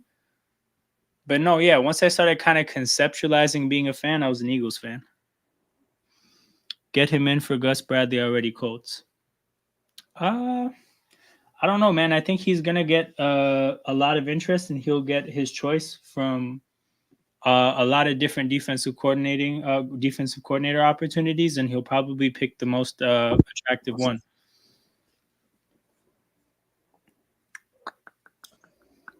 If you're Robert Saleh, do you do that though? Do Like, what? in terms of defensive coordinator job, Yeah. do you look at somewhere that's just the best possible fit, or do you look at somewhere where you could potentially try and slide into a head coaching role? That's actually a pretty good question. Like, so let's just say, right, for whatever reason, Fangio retires, says fuck Philly. Yeah. Philly's even willing to hire him, but for whatever reason, they retain Sirianni. Yeah. Do you even take that job if you're Robert Saleh? I don't. And so hold on. You're saying that as that's not a good chance to get the head coaching job? It's just a weird situation. Oh, definitely a weird situation. I think it's a good chance to get the job, but like it's just a weird situation to be in, right? Like I think he needs to determine like, do you want to have another go of like head coaching? Because like, yeah, his record with the Jets wasn't good. Yeah. But also like they whiffed on a quarterback. They Yep. went and got Aaron Rodgers. The defense is like the best part of the team, and he gets fired 5 games into a season when they're one Monday Night Football win from leading the division, anyways. Yeah, because the owner basically just felt like it, like not a whole lot of thinking going into it. Yeah, like I don't know. I'm not like if you look in totality, you might as well just fired him at the end of last year. Yep. No. I don't know. I just if you're Salah, like I don't know, man. So I don't know what kind of job he'd be looking for, like what the ideal role would be. So if you're Salah and you you've determined that you're not gonna, like, you're basically saying, you know what, maybe head coaching isn't for me. I'm just gonna be a coordinator. Going back to San Francisco is probably one of your better options. Um, I kind of just assumed that they would be open to it because they kind of hired a random guy after getting rid of Steve Hold Wilks. on, hold on. Isn't Brandon Staley their coordinator? He's on the staff, but they have a random guy from college as the actual coordinator. Yeah, okay. So he's like a placeholder. Basically, they have a placeholder at DC. Obviously, they have the history with him, so I think that's the best spot in terms of I'm good with not being a head coach anymore. If he has head coaching aspirations, yeah, you maybe have to think about like what is the situation you might be able to kind of backdoor your way into the head coaching job. I mean, I wouldn't hate Salah on the Ravens, but the Ravens have never made an external hire for a defensive coordinator. What are your thoughts on Zach Orr so far? I don't hate it. Yeah, I think the guys actually that are tasked with covering and communicating yeah, are a step slow and aren't making the plays they kind of should. right. That's kind of how I feel about it. But like also 2 years ago under McDonald, it was the same thing. The defense like started pretty slow, but even today, like Darius Washington, the ball hits him right in the chest plate, and Yeah, he can't like make the pick. And you have Nate Wiggins losing composure on a fourth down, which they eventually turn into like a field goal to like trim the game to like manageable, right? right. I don't know, just like I don't love the defense what I'm seeing so far, but instead of me saying, "Oh, fire him after 6 games," like give him the season, see what happens. Like funnily enough, the defense holding them to 2 touchdowns today was fine. Yeah. Like it's the kind of thing where it's like just don't give up touchdowns, guys. Yep.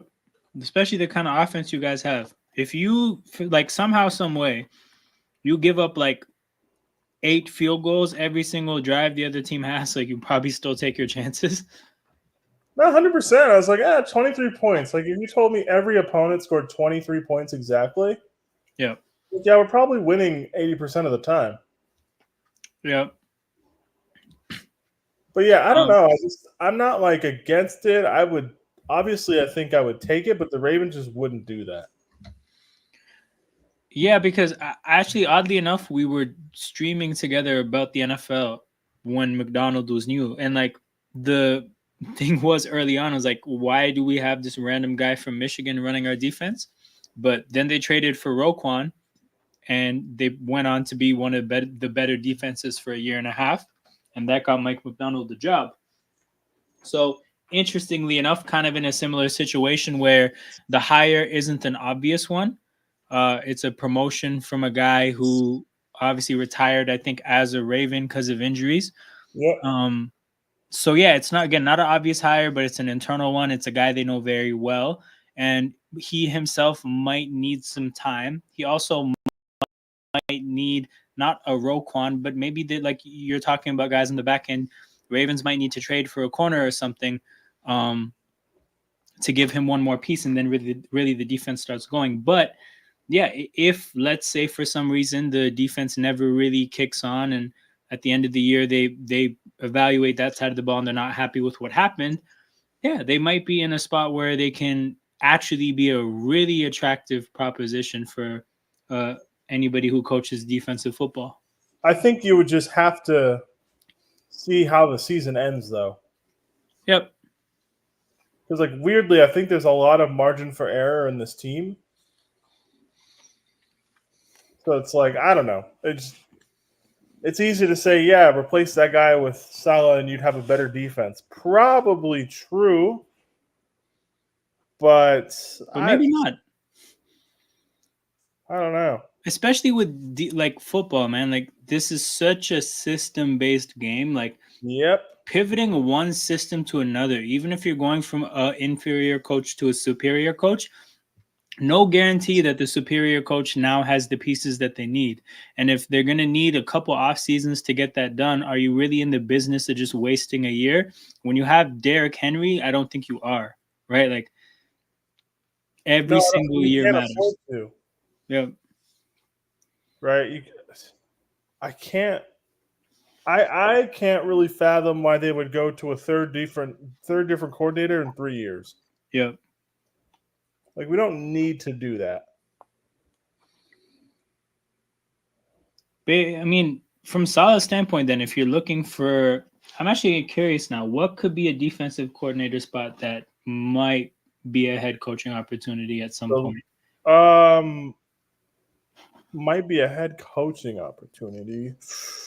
Uh, the So I Falcons. don't know who Miami replaced Fangio with, but maybe the Dolphins defensive coordinator. Yeah, the Dolphins, the Falcons, maybe. If you're solid though, So I think the thing with the Falcons is you would have to find a team with an offensive head coach. that's true.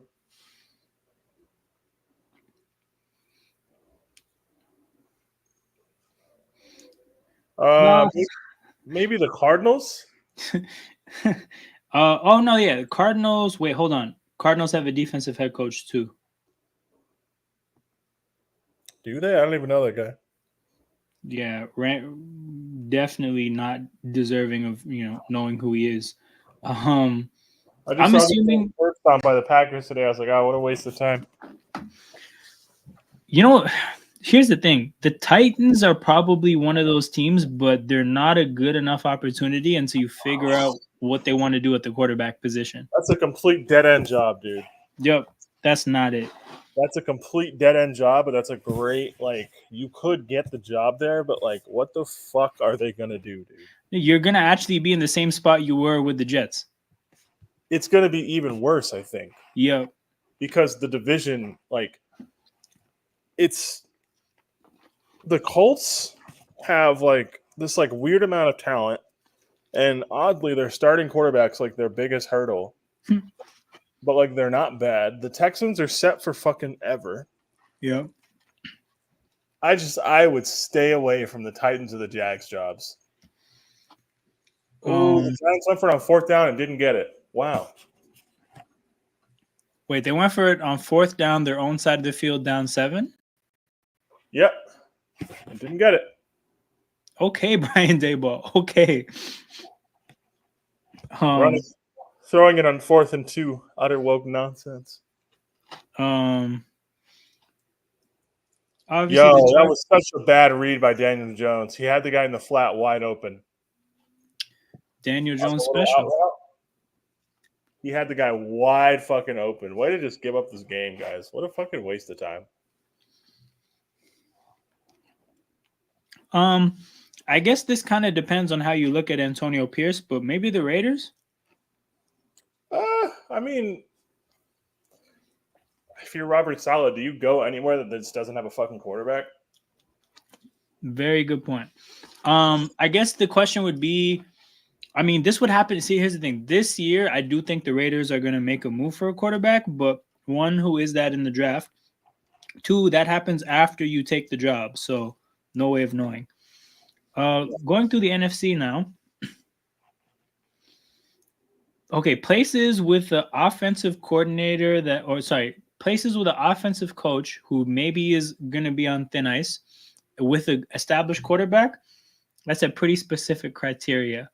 The Cowboys are going to probably hire a head coach that gets at least 4 years in Jerry World. Did the Giants get a turnover?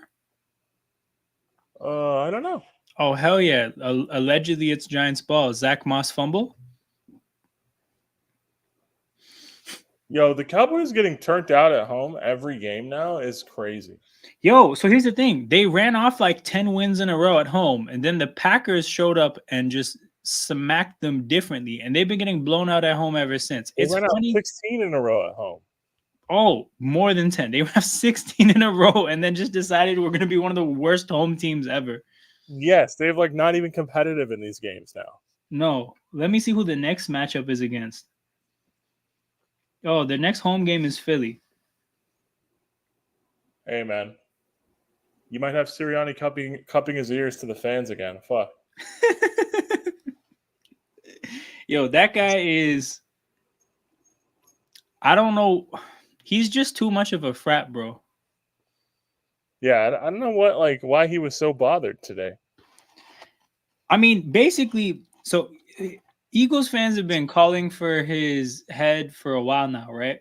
Like I remember there's a segment on the Pat McAfee show where they have like overreactions, and they were just talking about how like this is the most the most overreactions about firing a coach we've ever seen after a win, like against the Saints. So the fans definitely want him gone, and I just think he got a win and just decided I'm gonna talk some shit. But like beating the Browns by 4 at home after all this crazy run, because again 3-10 in their last 13 games before this game. It's not.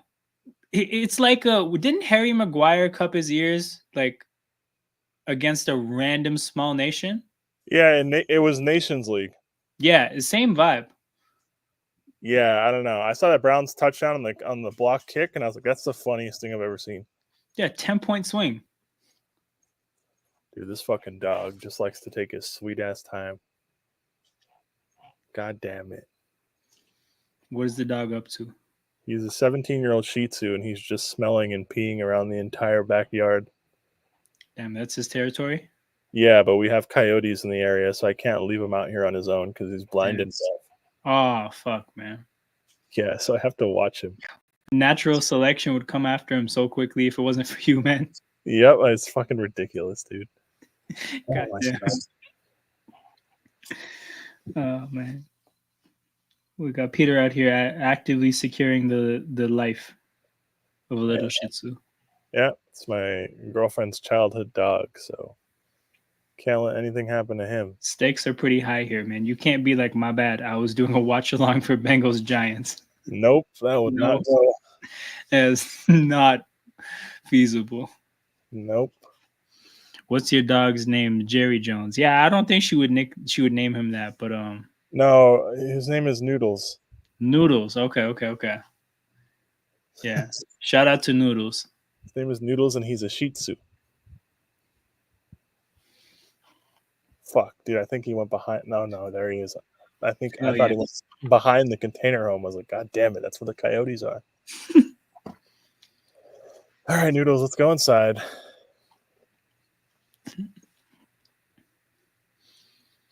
Oh my God. Can we please get pass interference on that? God damn. I don't think the Giants are going to get a first down. Well, that's not surprising. Jared, not only have they not won a home game, they've got smacked every time they play. That's the point that Peter was making. Yeah, no, losing is like whatever, but like getting obliterated every time, four times in a row, getting punched in the mouth like in the first half is fucking crazy, dude. Getting sent to God. They were down against the Packers. I think it was like fucking 28 points. They were down 28-6 against the Ravens. The Saints, it was like 35-10 at some point. Mm-hmm. And then today was just disgusting. I saw laterals to big men. We saw an offensive tackle lined up out wide. Not like a sixth lineman, like a wide receiver. Yep. Yeah, no, like the Lions definitely showed up and said, yo, we lost a game here last year because the referees didn't know that offensive tackle who caught the game-winning touchdown was eligible to catch that ball. Yeah, they were destroy this team. They were pulling some bullshit, dude. That was crazy. Yeah, they said we're going to embarrass this team because that referee fucked around. Yep. Damn it. I does not want to. Oh, he's pooping. Okay. All right. Makes sense now. So the Giants did get a first down, and I think they're going to get another one, so that's good. This game really should be 0-0. Like, I can't. Every time I see the 7, I think about it. A Joe Burrow 47-yard run, just the way they drew it up, baby. On 3rd and 18 is so ignorant, dude. It's ridiculous, man. The angle of the touchdown from the back where you can really see what the defense was doing, like basically as soon as the ball was snapped, for some fucking reason, the safety in the middle of the field playing center fielder just looks towards the right sideline and starts sprinting. So Burrow is scrambling as motherfuckers sprinting at the opposite sideline. Hey, man. It is what it is. The Giants are the Giants. Noodles is more interesting than the game. No, hell yeah. Noodles definitely, like, we need the updates making sure that he's alive. Oh, yeah, Way if you guys more. want to see him, there he is. All right, hold on. But he can't hear you, so yeah. No. We need a full screen. We need a full screen for Noodles. This is our Shih Tzu. He's 17. His name is Noodles. Oh, hell yeah, Noodles. Yo, run up the likes for Noodles. So yeah, so he just pooped. So we're gonna go over to the kitchen. Like the little greenies dentist sticks. Are they going for it again? They should, right? Because they already went for it once. Yeah, you can't not go for it. I mean, I guess they like quite literally can, but like, fuck it. This begs the question, right? Say for whatever reason it's 7-0 the whole fucking game. Yeah. And the Giants score a touchdown with like under a minute left. Yeah. Do you go for 2? Yes. I think so. Because the whole idea is like you do that when you feel like you're the lesser team, right? The Giants should always feel like the lesser team. So yeah, I do think they should do it. Okay, we have speed options on 4th and 2. Yo, I'm telling you, I watched the first like 10 snaps of the Giants offense, and I'm like, yo, they've run like 4 plays that you would drop for Cam Newton, but for Daniel Jones. And a speed option on 4th and 2 is another thing that you should do for Cam Newton. Hey man, it is what it is. Yo, for real, Surfer. Yo, it's we got these option plays, not for like, particularly like an amazing running quarterback. It's just Daniel Jones. Not my NFL. Not my NFL.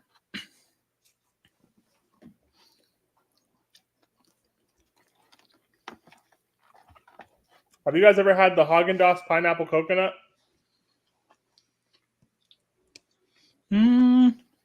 I don't think so. Specifically not pineapple coconut. That shit is delicious.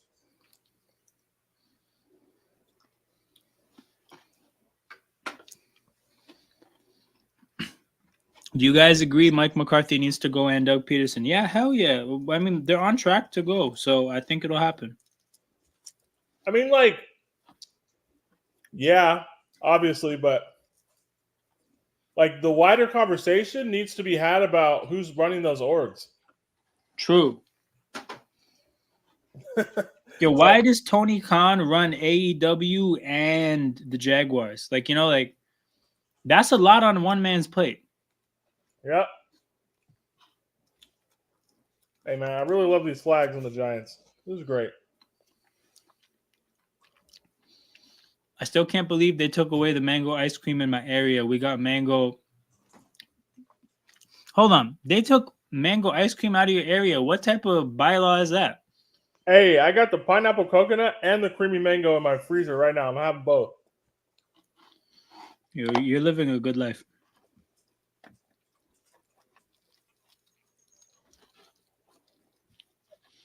But yeah, like how and why does that happen? Why did they just say, yo, this population of humans does not get mango ice cream? He probably lives around too many white people. Damn, that's tough. No. For real though, because like they don't engage in the good shit. This happened to a Thai place in my college town. Shit.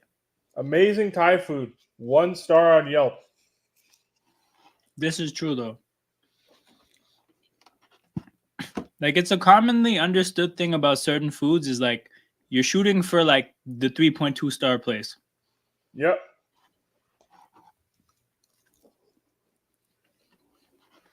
People are in that bit, and people are on Yelp bitching about service.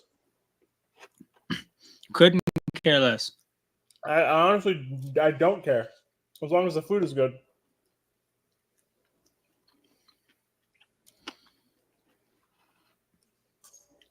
Yo, why are you throwing 2-yard in routes?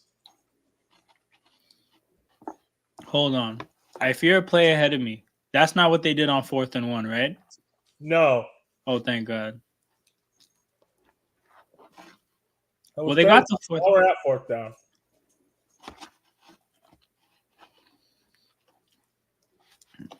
Well, they got the 4th down, so that's nice.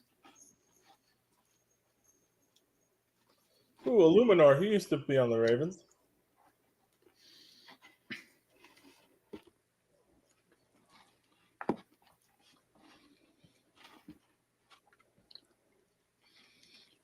They got it.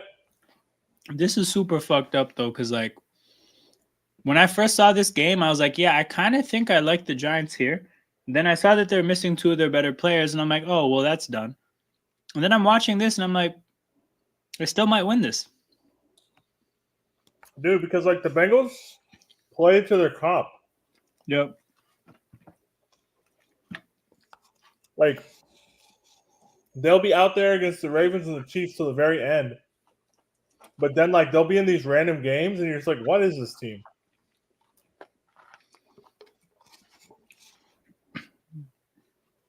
Yo, Bengals, Eagles, 2 teams that love close games, bro. That game's ending in a tie.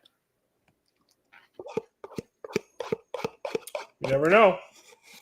Probably not, though. Also, those 2 teams and like they tied maybe like 12 years ago, and these teams don't play each other often enough for like that to be erased from my memory. But yeah. Hey, man, AFC North tradition to play down to comp. Yes, sir. That's what we do. Yo, hell yeah. Pass interference in the end zone. Giants to the goal line. Let's go. We got points.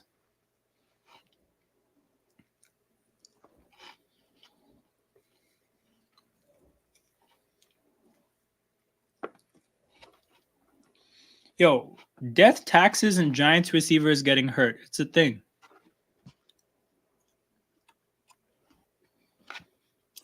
Probably. That sucks. That looked like it hurt. That's definitely PI. Yo, here's the thing too: is like that's a head injury from his helmet hitting the turf, right? Yeah. So Malik Neighbors got hurt the same way. Malik Neighbors got a concussion that knocked him out of 2 weeks. Like 2-week concussions aren't common, especially when like he's the only thing worth seeing on your team. So like, yo, they should try giving the players at MetLife a better surface than like turf rolled over concrete. Because these concussions off that turf is different. Hey, man, we've been saying it for forever, though. Like, that's the worst surface to play sports on. You know, every year when I look at the Eagles schedule and I remember that we have to play at MetLife once a year, I get pissed. Like, we should get years off. I think we have to play that this year, actually. I think when we first started doing this, the Ravens had to play there twice. Yeah. No, it was not good. Hold on. Let me look. All right, Giants scored. So they don't go for 2 now, but that would be funny as fuck. They're up 7-0 in spirit. Hey, man. It is what it is. So here's the thing, Peter. My thing is I think if... Yeah, Sunday, December 15th, we're at MetLife Stadium, brothers. Damn. So, December 15th? Yep. Hey, if they don't need that game, rest players. Fuck it. Rest players off the bye week. Fuck it. Yo, it depends what it looks like, but I have a suspicion the Ravens and the Texans will be competing for the 2 seed. Interesting. Oh no, Noodles is barking. You guys might be able to hear him. What happened, Noodles? It's probably dark upstairs. If there's no light. Oh. No, why are you barking? What happened? What happened? Usually he barks when there's no light, but there's light here. Why are you barking? What happened, little one? You're okay. All right, guys. I don't know. I don't know what's up with him. Usually he doesn't do this, but he gets kind of anxious because her parents aren't here. They're in Vegas for the weekend, so we have to stay here to watch him. Oh, Oh, nice. okay. It makes sense then. I guess Noodles feels alone. Yeah, no, he doesn't like being by himself. I have to go Noodles. sit in my room while he falls asleep. Hey, Noodles, if you feel alone, just know like there's 47 people on a live stream that are here hanging out with you.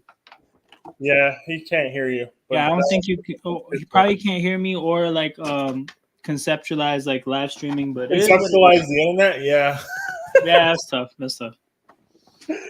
he's gonna hop in his little donut bed and call it a night for now. Yeah, I feel like if Noodles could though, Noodles would like drop probably a dislike on this video. Probably, yeah. Yeah. It's a pretty good assumption. Noodles strikes me. He comes across as a hater. Yeah, I think so. Yo, this game being tied. Let's go. Oh. So like very real tie possibilities when a game is 7-7 in the middle of the third, right?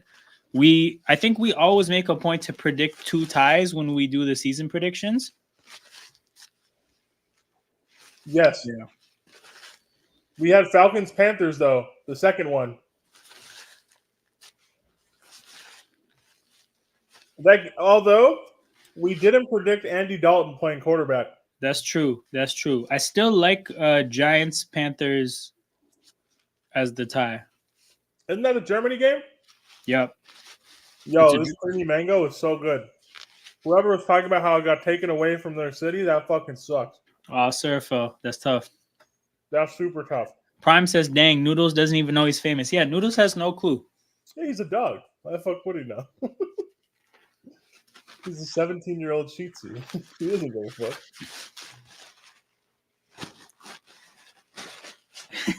Surfel in all caps. It does suck. Hey, man, it's just pretty fire. So hold on, Surfel. You live in Minnesota, right? Hey, man. Tell the Somalis to buy more ice cream. That's tough. Burrow drops back. 1st and 10. The pocket collapses. Oh, wow, man. He just actually decided, fuck it. Jamar's down there somewhere, and he was. He was down there somewhere.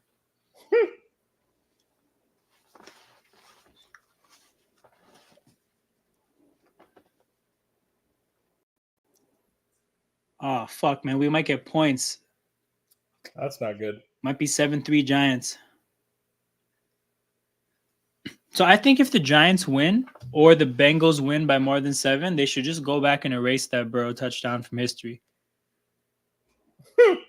Yeah, it doesn't impact the outcome of the game. They should just go back and remove it.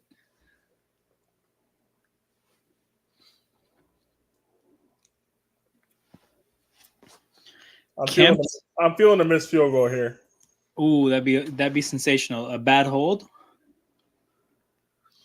Kemp's is from Minnesota, so I think people tend to buy basic flavors from there. Wait, what's Kemp's? Probably ice cream. I'm unfamiliar. Okay, I guess so. Yeah, man, you gotta use your context clues, nigga. I've never heard of Kemp's at all. And when I read that, the first thing I thought of like, what does this have to do with Matt Kemp? I have no familiarity.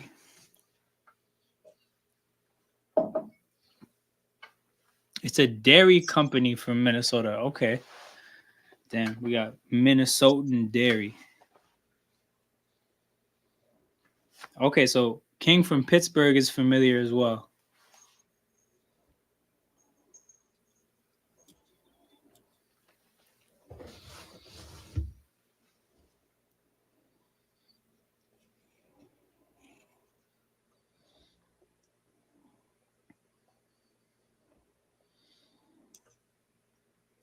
Oh, you missed a play earlier in the game where it's probably the worst like failed sack I've ever seen, but a Giants pass rusher got a free shot at Burrow and just like hugged him and then let him go and then turned around.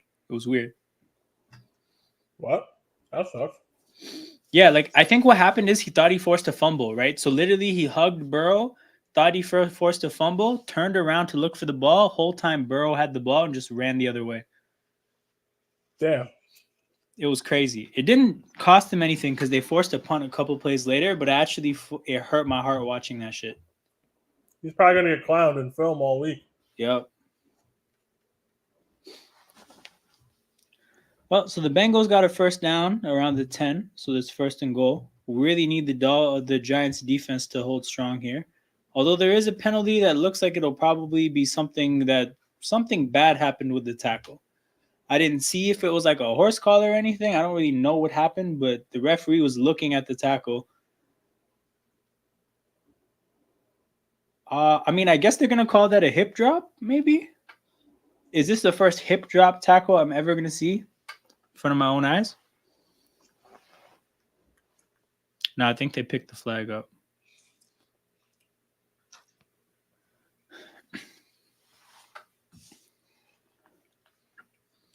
I think they picked it up, bro.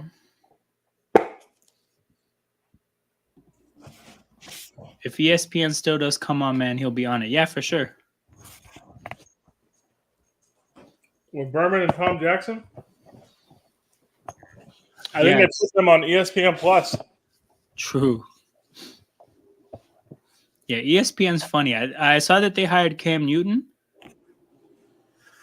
And Yeah, man, no one's trying to listen to Dan Orlovsky's bitch ass. 100%. Fuck Dan Orlovsky. Yo, Cam, when they have Cam and Shannon Sharp on the same first take segments, you're gonna get a whole lot of yelling, and it's gonna be a good time. Oh, it's gonna be great.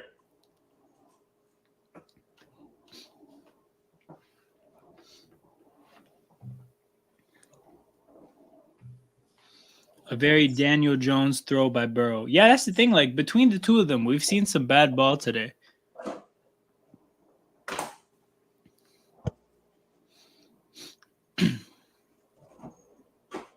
So we're gonna get third and goal from the goal line.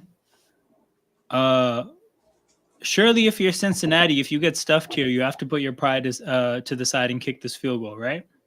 Nah, man. I think you go for it. Fuck that. I think the way this game has gone, I feel like they're gonna get pretty shy all of a sudden. This game is a mid-off. It's worse than a mid-off. This is kind of exactly what I thought this would be. Battle of mid 2.0. Burrow handoff, and Chase Brown finds the end zone, so we'll never know. Whoa, there's a flag on the field.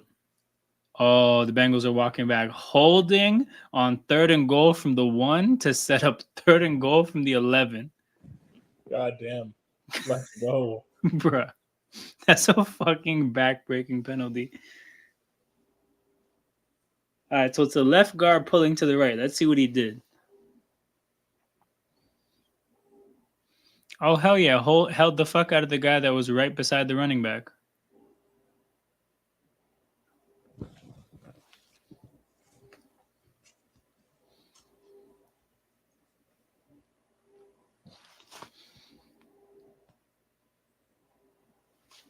Well, third and goal from the 11. Burrow drops back. And the pass rush, oh my God, Dexter Lawrence. Oh my God. Yo, we were talking about maybe fourth and goal at the 1. Or we got fourth and goal at like the 18. Hey, man, it happens. Left comes at you quick. Yo, so Dexter Lawrence, quietly having probably one of the better nose tackle seasons ever, but just he's on the Giants, so we don't care. But like he's on pace for like 20 sacks as a nose tackle. That's crazy. Yeah, that is nuts. That's nuts. But he's just on the Giants, so we don't care. Hey, man, if the Giants win, they're 3-3. NFC East has teams without a losing record, which would be incredibly hilarious. Yep.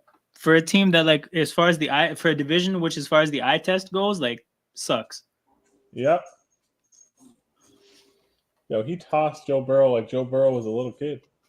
Yes, bro. It was such a disrespectful sack. That was kind of crazy. Second most disrespectful sack I've ever seen.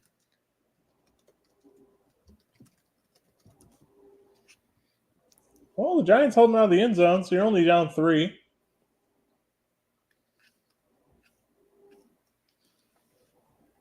I mean, shit, if you get the same drive you just had, you could be up 4 quickly. Let's go, Giants. Hey, man, next team to score a touchdown wins. Yeah, we can just call it whenever that happens. Well, like the Bengals' red zone offense is kind of funny. So I'm trying to find I don't know if anyone in the chat can help me. I'm trying to find a good picture of Jalen Carter's sack on Jaden Daniels in college. But all the pictures of it kind of suck. Okay, hold on. I think I found a good one.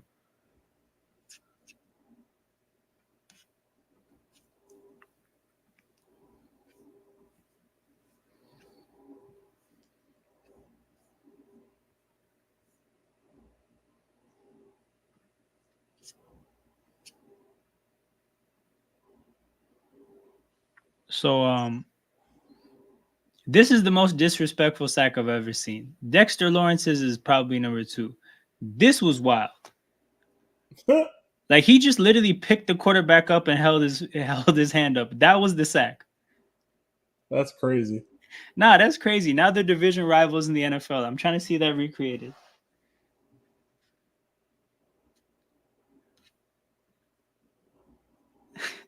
But yes, that shit was crazy, man.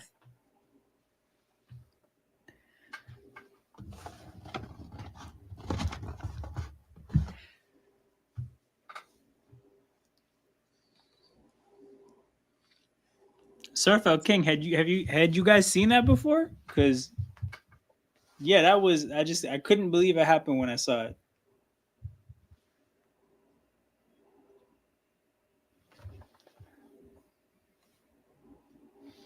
So it's Jets and Steelers next week for Sunday Night Football. Yo, these games get worse. That one is gonna be like a first to 14 points challenge. Yep.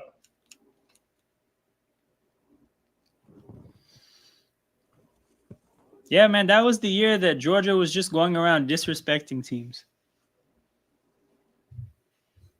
I think they were eating chicken wings during the game against TCU in the national championship. Yeah, it was bad.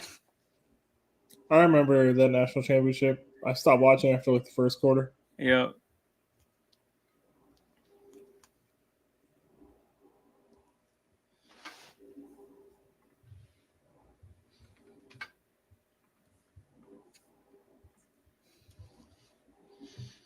Bearing in mind how cheap the Bengals are, right? Yeah.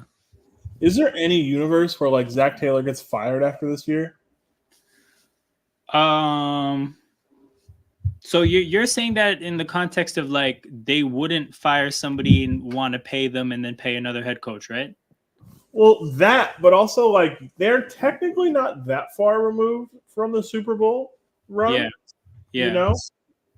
Right. I just can't see him getting actually fired. Yeah, I mean, I think like he has credit in the bank, even in like the year before and the year after the Super Bowl. I think so. He has that going for him, and then the other side of it is, yeah, like if you think about how much leash they gave Marvin Lewis, Yep. I think they're very comfortable like supporting a head coach and really watching them fail like 7 times before firing them. So no, I assume he's just going to keep his job. I'm going to look up his contract because I'm sure. Because that's definitely a big factor.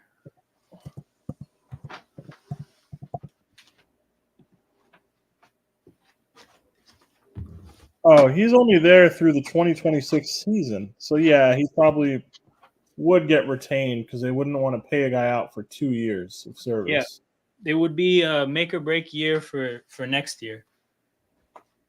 Yeah, that probably sounds pretty likely. So I'm just thinking, like, if the Giants do find a way to win this, the Bengals are 1-5. They're like probably screwed, right?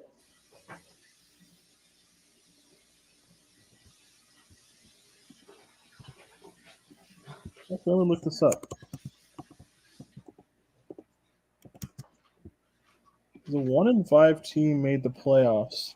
Of the 201 teams that have started 1-5 since 1966, Yeah. only 4 have made the playoffs. Does it list what who those 4 teams were? I know one of them are the Colts in 2018, but I don't even. I don't know. No, I'd have to find it.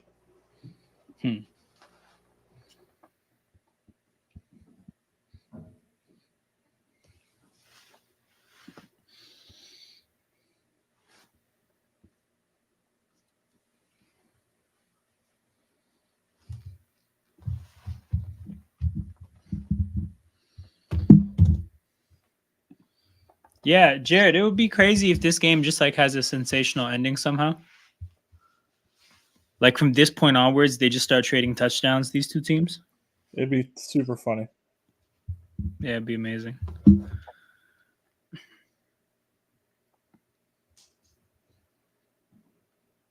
There's only been one team starting 0-4 and making the playoffs, and that was the Chargers in '92.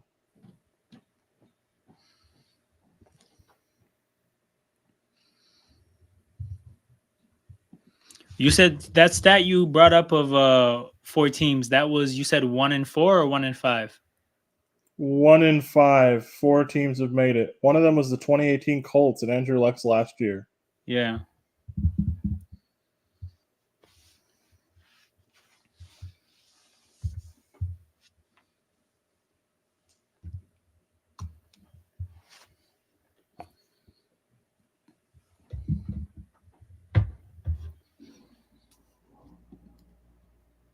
Okay, so I think I found him. Thank you, Reddit. The 1970 Bengals started 1-6 and made the playoffs. They won their last 7 games and made it. The '92 Chargers started 0-4 and Yeah. made the playoffs. Damn. It's the teams that started 1-4 and made the playoffs. The '02 Titans started 1-4 and then finished 11-5. The 2011 Broncos, the Tim Tebow Broncos, started 1-4 and won the division at 8-8. Yeah. The 2015 Chiefs started 1-5 and then won 10 in a row to make it. And the Yes. 2018 Colts started 1-5 and won 9 of the last 10 to make it. Right. So it just like doesn't really happen, although it's happened 3 times in the last 13 years. Yeah, odds are definitely stacked against them. Although I will say, with the addition of an extra game, it makes that a little bit more likely. And just with the AFC being what it is, Right. and the extra wild card, you never know, right? True. 3rd and 1 for the Giants. They get stuffed, so we're gonna get a 4th down try here. 4th and 1 on the Bengals side of the field.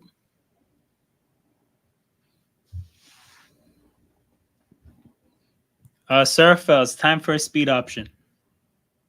Bro, they can never use that again.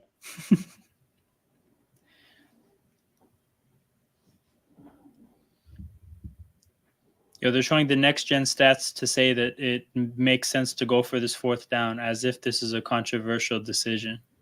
Considering they were going for it in their own half of the field, down 7, then yeah, you would think so.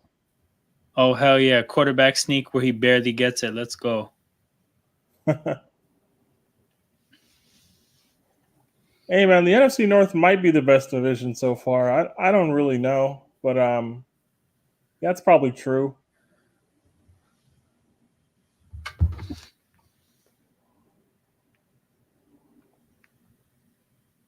I mean, shit. As of now, there's another team with a worse record than 4-2.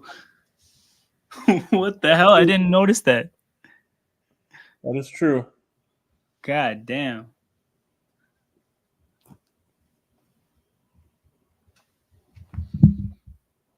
That's going to make the NFC wildcard pretty weird. Yeah, I mean, this is the thing. Like, this came up week 3 of playoff landscaping. Like, yo, I think at the time I thought that 3 teams from that division were gonna make it, Mm-hmm. but I still don't think the Bears are gonna make it. But yeah, I feel good about those other teams, and then that leaves one wild card spot for the rest of the NFC. So I mean, you're probably talking second place in the NFC West versus second place in the NFC East for one spot. Yeah. Because I just don't think the Falcons are going to be in that competition by the end of the year. Mm-hmm. So yeah, it's tough, man. Like, if the Commanders are going to win the NFC East because they're just going to go on to play a bunch of shitty opponents, it's Cowboys versus Eagles for probably one playoff spot. You know what's crazy? What's that? The Ravens next week they have to play the Bucks. Like we've played like one dog shit team and they beat us. Yeah. No, yeah, your schedule has been crazy. I'm just like, bro, like when do we get to play some whack ass teams? I need that. Actually, though, when is that? Because it's They play the Browns after they play the Bucks. Browns, Broncos, Bengals, Steelers, Chargers, Eagles. And like it could be a situation where the Bengals are just fucking out of it by then, you know? But also the thing about your division is that like I don't ever really take for granted that matchups in that division are easy. They're not. They're always kind of stupid. Like the Browns will beat the Bengals once this year. It will happen. 100%. It And always happens. I was actually looking at this. Hold up. So Cincinnati's schedule, right? Let's just for argument's sake say they're gonna win this game, right? Then they go into into Cleveland. They play Philadelphia, then the Raiders, Ravens, and Chargers. Bro, even if they win this, a lot of losses are coming. But yeah, that Browns game in Cleveland, I don't think we see Jameis Winston by then, so I don't think it's that one. What week is that? When they play the Browns, that's week 7, so next week. Oh yeah, That's because Stefanski said he was sticking with Deshaun. Yep. So it's not going to be this one, but when they play in week 16, Browns are going to get that win. Thursday Night Football, short week, they're going to get that win. Mm-hmm. My dad grew up in Baltimore, so that's how come I'm a Ravens fan. Because LA didn't have a team in the like late '90s, early 2000s. So I took the Orioles and the Ravens from him. And would have taken the Bullets as well if they were rightfully. I would have taken the Bullets. They were still the Bullets, but none of this Wizards bullshit. Yeah, so King, bro, week 16, it's going to be Browns and Bengals on Thursday Night Football when both teams have horrible records. Jameis Winston's going to say some bullshit before the game and they're going to win. That's just how it's going to go. And nobody's going to watch that game because December 19th, everybody's going to have something better to do. Oh my God, the Giants kicker missed. Fuck. All right. Well, it was fun, guys. God damn, bro.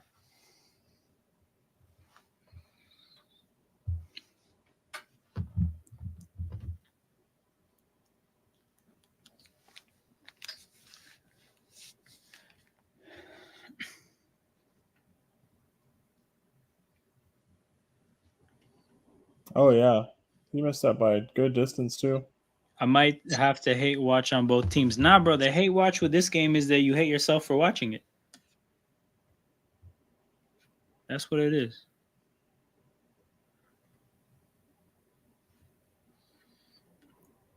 Oh, hold on. Hilariously, I think that I've talked about every game that happened this week except Lions Cowboys, but we kind of already got into like the main thing there about the Cowboys getting their shit kicked in every time they play at home. Yeah, I mean, as far as that game goes, like the big takeaway is more just that the Cowboys are jarringly bad at home. I think Detroit, we all thought was the better team, and they had some motivation because they really wanted to get this win. But yeah, the Cowboys are just so bad, and the thing is, I thought they weren't a good team, and I thought they were going to struggle in Pittsburgh for that reason. But they went into Pittsburgh, somehow got a a win that involved them scoring at the end of the game. Like I just didn't think that would happen. So then that made me question whether I was wrong about Dallas. And then they confirmed what they are this week. So um bro, that team is going in. They're in the last year of the coach's contract. They just paid the quarterback a bunch of money. Uh, it's not like they're a young team with a bunch of young talent that's going to develop. They're just in a really bad spot, and Jerry Jones is just getting weirder and weirder as the year goes by. They asked him why Zeke isn't playing, and he said they're saving him for the end of the year. That's the dumbest thing I've ever heard. Hey man, their schedule's not great. Like, if you're just gonna get your shit kicked in every time you play at home, like your schedule is always gonna be rough. But you look at the road No, games, like nah, it's not good. you go It's not into good, man. San Fran and Atlanta. You play Houston after you play the Eagles. You got some divisional games, but yeah, they play Tampa, Philly, Washington last 3 games of the They year, might win one of their next 5. and Like you that pay, could be an outcome. and then like when you go to hire your head coach, right? Um, two things are gonna have to be the case. Like one, it's gonna be we gotta hire a coach that's down to put up with Jerry Jones's bullshit. And then two, they have to take on Dak Prescott because you just paid him. It's not the kind of situation where maybe you could if they didn't pay Dak, if they could lose enough games maybe, and then maybe you start fresh with a new coach and new quarterback, and that's probably the fresh start that a lot of Cowboys fans would want. But no, you're gonna force a coach to inherit Jerry Jones and Dak Prescott, and you're probably just gonna see more of the same. Yeah, I don't know like who as a coach is like nailing their flag to that leadership team and quarterback. Probably some guy who's like, this is his last chance at being a head coach. Hey, I'm trying to think Like, who would that be? do? Who Like, I'm could thinking win? somebody who like this is their third chance. I wonder if Salah would go there. That would be, and I guess I wonder what their approach would be, because back-to-back offensive head coaches, it hasn't worked out. Um, I don't even know if they have anybody on their staff that they would want to keep. So I don't know. Like, it's a hard one to Vrabel's a call. good name, like potentially, but I don't know. You know what it is though, is like I think Vrabel is fresh off of a beef with management in Tennessee. I don't think he's trying to get overridden the way a coach would get, like the way that would happen in Dallas, fresh off of what happened in Tennessee. Yeah, I've never seen anything like that, bro. They traded AJ Brown on draft night, and Vrabel was just staring soullessly into the camera. yeah, he was like, "What the fuck?" He's like, bro, it's my last year here.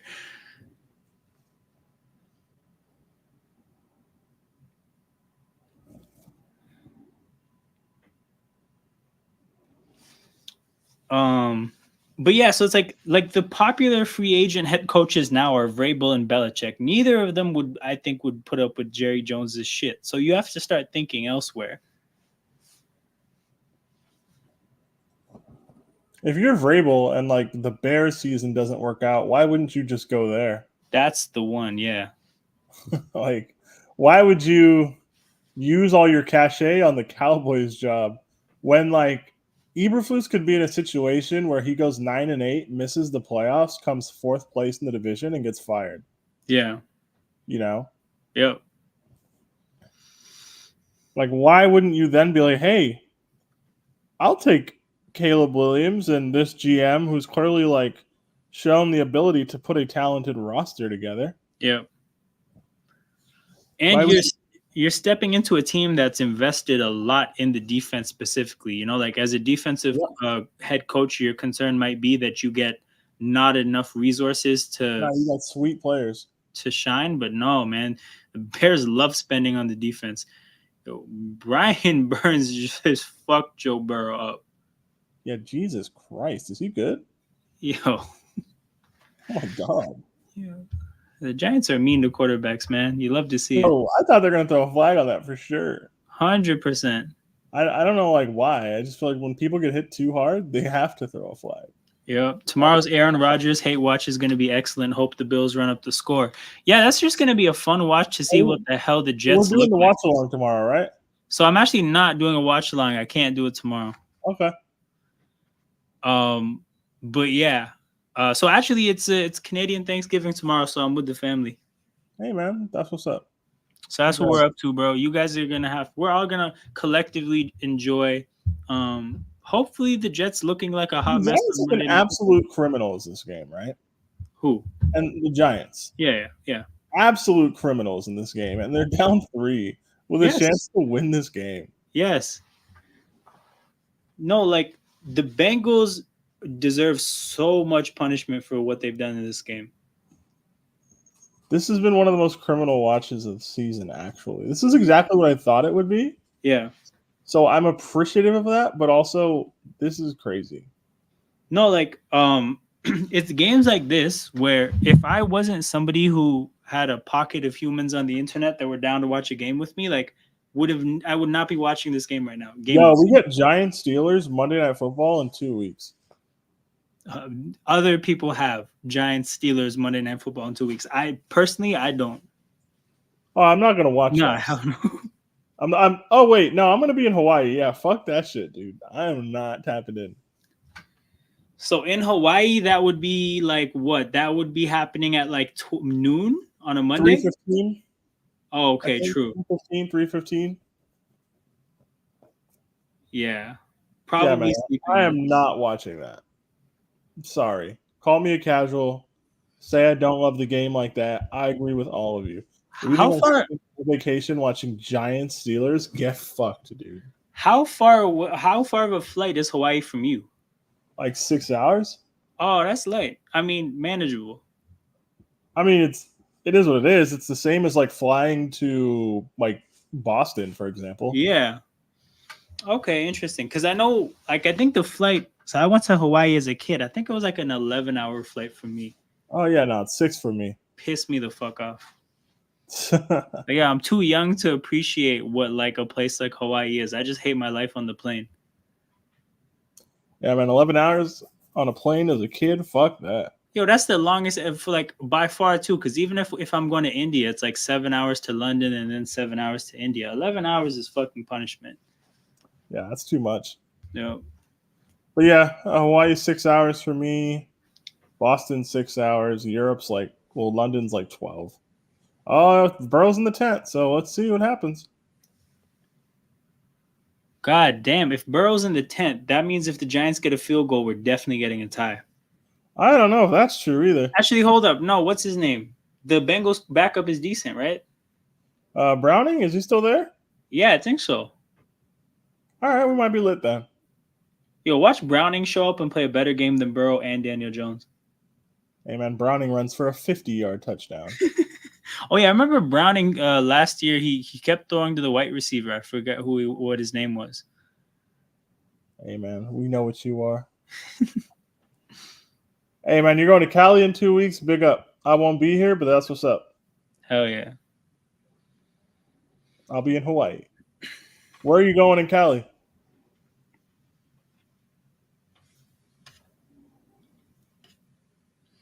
Let us know. At least this game's going quick, though. Oh, San Diego? That's dope. Hey, that's dope. Have fun, brother. Not to get in, like, I don't know. How old are you, I guess, is the question. I think he's like 21. Okay, so if you're like fresh, like drinking age or around there, San Diego's a great spot to be at, man. Go down to Pacific Beach. There's plenty of like bars and clubs. Ooh, I was wrong. He's like 19. Oh, just kidding. Have fun. Have fun, brother. My bad. I set you up there. Yeah.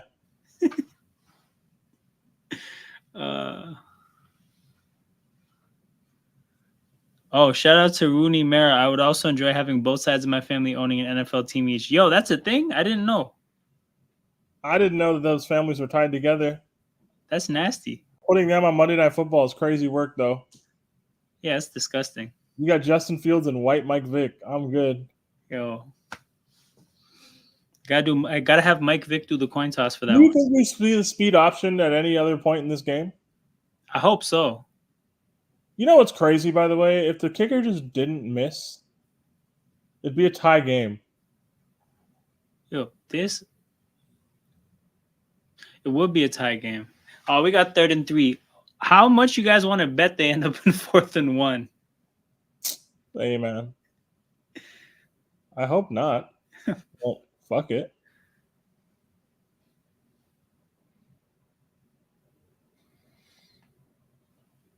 It's not so King. I think is like I remember I asked you how old you were for the Steelers Super Bowls. So I just based off what you answered, in my head I thought like you were early 20s, but close enough, I guess.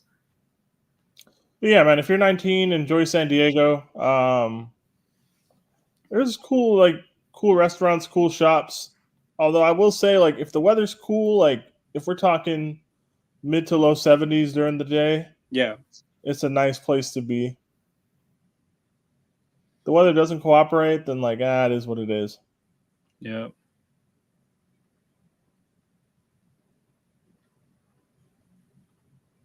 Oh my god, they got it. Yeah. So I mean, their kicker missed a kick, so I don't know what they're comfortable sending him out for, but they just ran into the 40. It's a 58-yard kick from here. Oh well, I think it depends what the down and distance is, man. Yeah.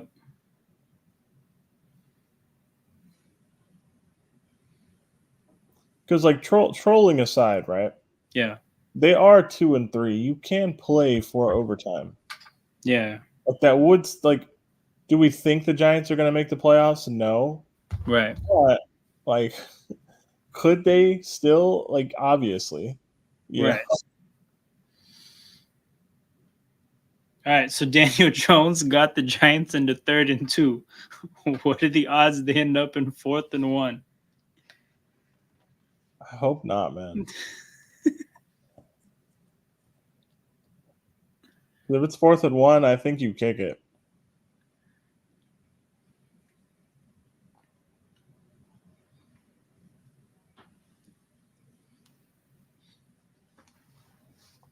It's not even really. I guess it is like 2.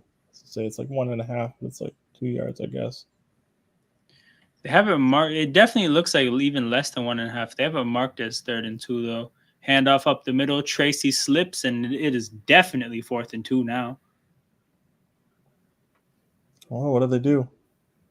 He's looking at his play sheet. I think they're dialing some nonsense up. Fuck my life. Speed option.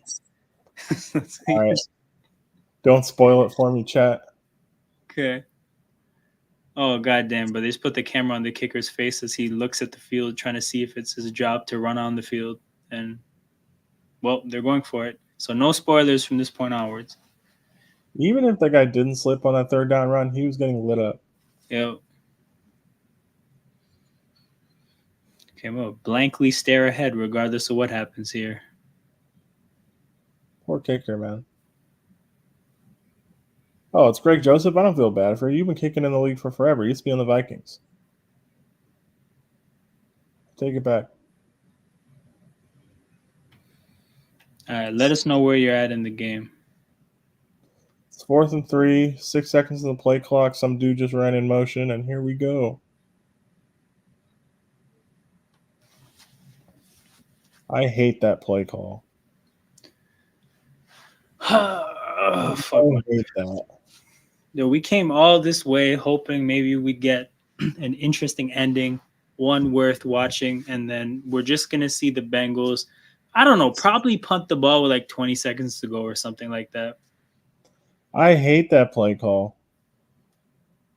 We got a slant over the middle of the field. There wasn't even space or anything, so clearly just like probably not that many reads on that play. I don't know why he liked that, because like if I'm Daniel Jones, like I don't know personally with the kind of quarterback he is, I don't know if I'd have the confidence to make like a tight window throw over the middle of the He field hasn't made a single one of those in the second half. or his career. Like like Yeah. so like we're doing tight window. I don't know. I probably would have saw that and I'd be like, fuck, I have to run. Like I don't know. I just don't know.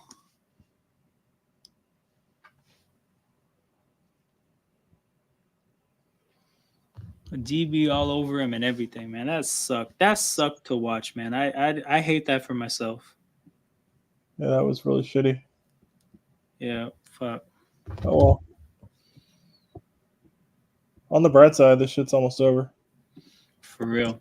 So yeah, so I'm not doing Monday Night Football because I'm with my people. Thursday Night Football is Saints Broncos, so I'm not gonna do that either. So we're probably not gonna at any point like preview the games next week or anything. So I'm just gonna quickly rip through the schedule to see. What about the Oh yeah, yeah. okay. No, we'll go through that. I guess we can just tag anything like meaningful towards the end of that. But like, um, Ravens Bucks on Monday night's pretty cool. That's a pretty cool matchup. Yeah. Lamar is something like 19-1 against NFC opponents, though, right? 22-1, get it right. Oh, okay, yeah, they're not. That's not going to be 20. What did you say? 1 or 2? 22-1. Yeah, so it's not going to be 22-2. I hope not. We'll see. So the Ravens are opened up as 4.5 point favorites on the road, which is like that's a lot. Yeah, that kind of is a big number. That's a big number on the road. But I mean, yeah, like I think it kind of shows they're just playing really good ball right now. And And then we got a simulcast next week. the the Browns. I mean, Giants Browns. The Bengals ran for -4 yards on first down. This game might not be over. Hey man, it is what it is. It is what it is. We get Chiefs Niners next week. Niners are 1 point home favorites. I kind of hate that game for the Niners, but the Chiefs got to lose a game at some point, so we'll see. Wait, Chiefs Niners and the Chiefs are underdogs? Yeah, that makes sense though. I mean, but like being a 1 point favorite at home is basically just saying like we really don't believe in you. You're just at home. Well, yeah. So I don't know. Like, What's your issue with the line though? oh no, I don't have an issue with the line. I just think that kind of like it Oh, it shows like the lack of belief in San Francisco, which I get. My just thing is I'm looking at the Chiefs schedule and I'm trying to see like where would I put the loss, right? If it doesn't come this week, their schedule is yo, Burrow's Raiders. out there, right? What's that? Burrow's out there. Oh shit! I didn't even notice the quarterback. No, like I'm asking. Let me see. They keep showing coaches' faces. Yeah, no, Burrow's out there. Okay. So definitely not in concussion protocol. Do they throw the ball if you're Cincy, or do you just make them burn? Or So they're throwing it, but Burrow's scrambling, and he chucks it down the field, and bro, they get like 30 yards. But they go out of bounds, so there's still 2 clock stoppages. But yeah, that's a backbreaker for the Giants, man. How the fuck do you let that happen? hey man, Giants gonna Giants. Giants gonna Giants. But yeah, for the Chiefs, if they beat the Niners and go 6-0, they get the Raiders, the Bucks, the Broncos, Bills, Panthers, Raiders. They get the Texans in Week 16. But like, if you talk about like formidable opponents, I mean, I would look at the Bucks and the Bills on the same playing field for that, just because of how well Kansas City plays Buffalo. Mm-hmm. But yeah, you're talking about those 2 teams and the Texans, and then really the rest of the games. So I don't know. It's just like I really don't like this matchup for. Oh my God, Chase Brown fumbled. Oh my God, the fumble went out of bounds. Fuck my life. The Giants are a different level of. This is the most dog shit team I've ever seen in terms of just how things are going for them. What the hell, yo.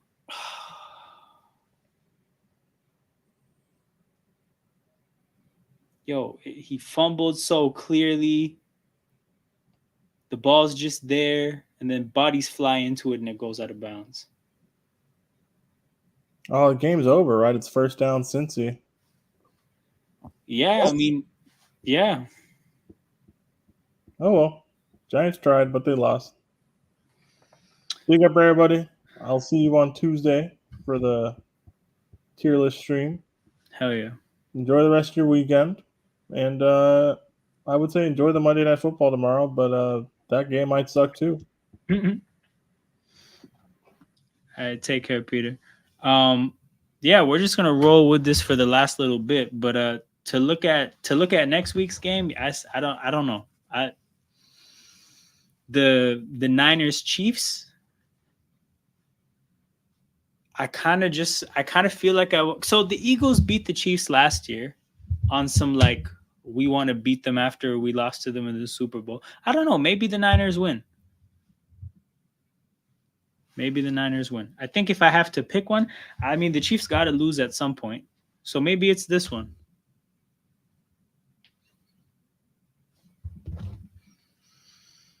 Rams 5.5 point home favorites against the Raiders. How healthy are the Rams going to be? Um, does anybody know that? Because they're coming off a bye week. They're 1-4. They definitely don't deserve to be 1-4 as a team. So I definitely like them in that game. Texans Packers. Texans Packers should be a good matchup as well.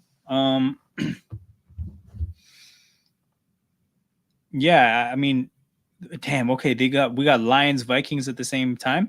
I mean, shout out to what Surafel saying here. This is probably the two best teams in the NFC on form right now, and it's the two best teams by record. I'm pretty sure as well. So this is absolutely an amazing game. If we could flex games this early in the year, we absolutely should.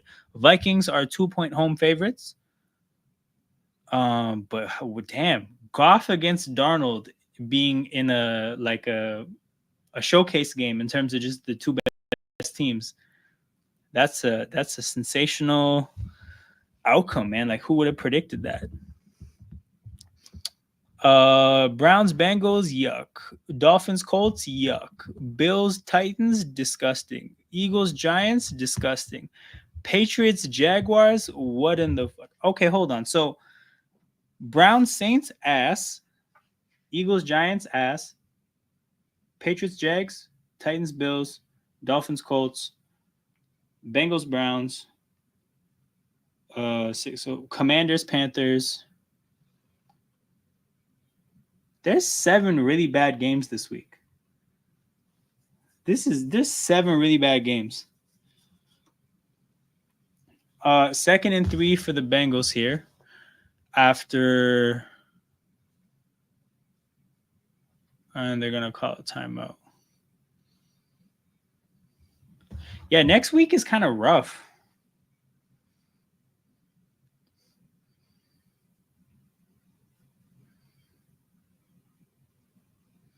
Yeah, I'm looking at the early odds. Saints are 1-point favorites at home. I think the Saints get that W.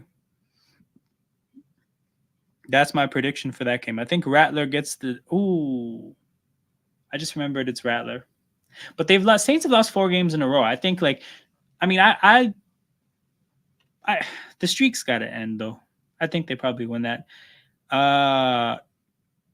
Eagles over Giants, but I don't expect it to be an impressive win for Philly. Jaguars and Patriots. I kind of want to take the Patriots here. I actually want to take the Patriots. Damn, that's an ugly game.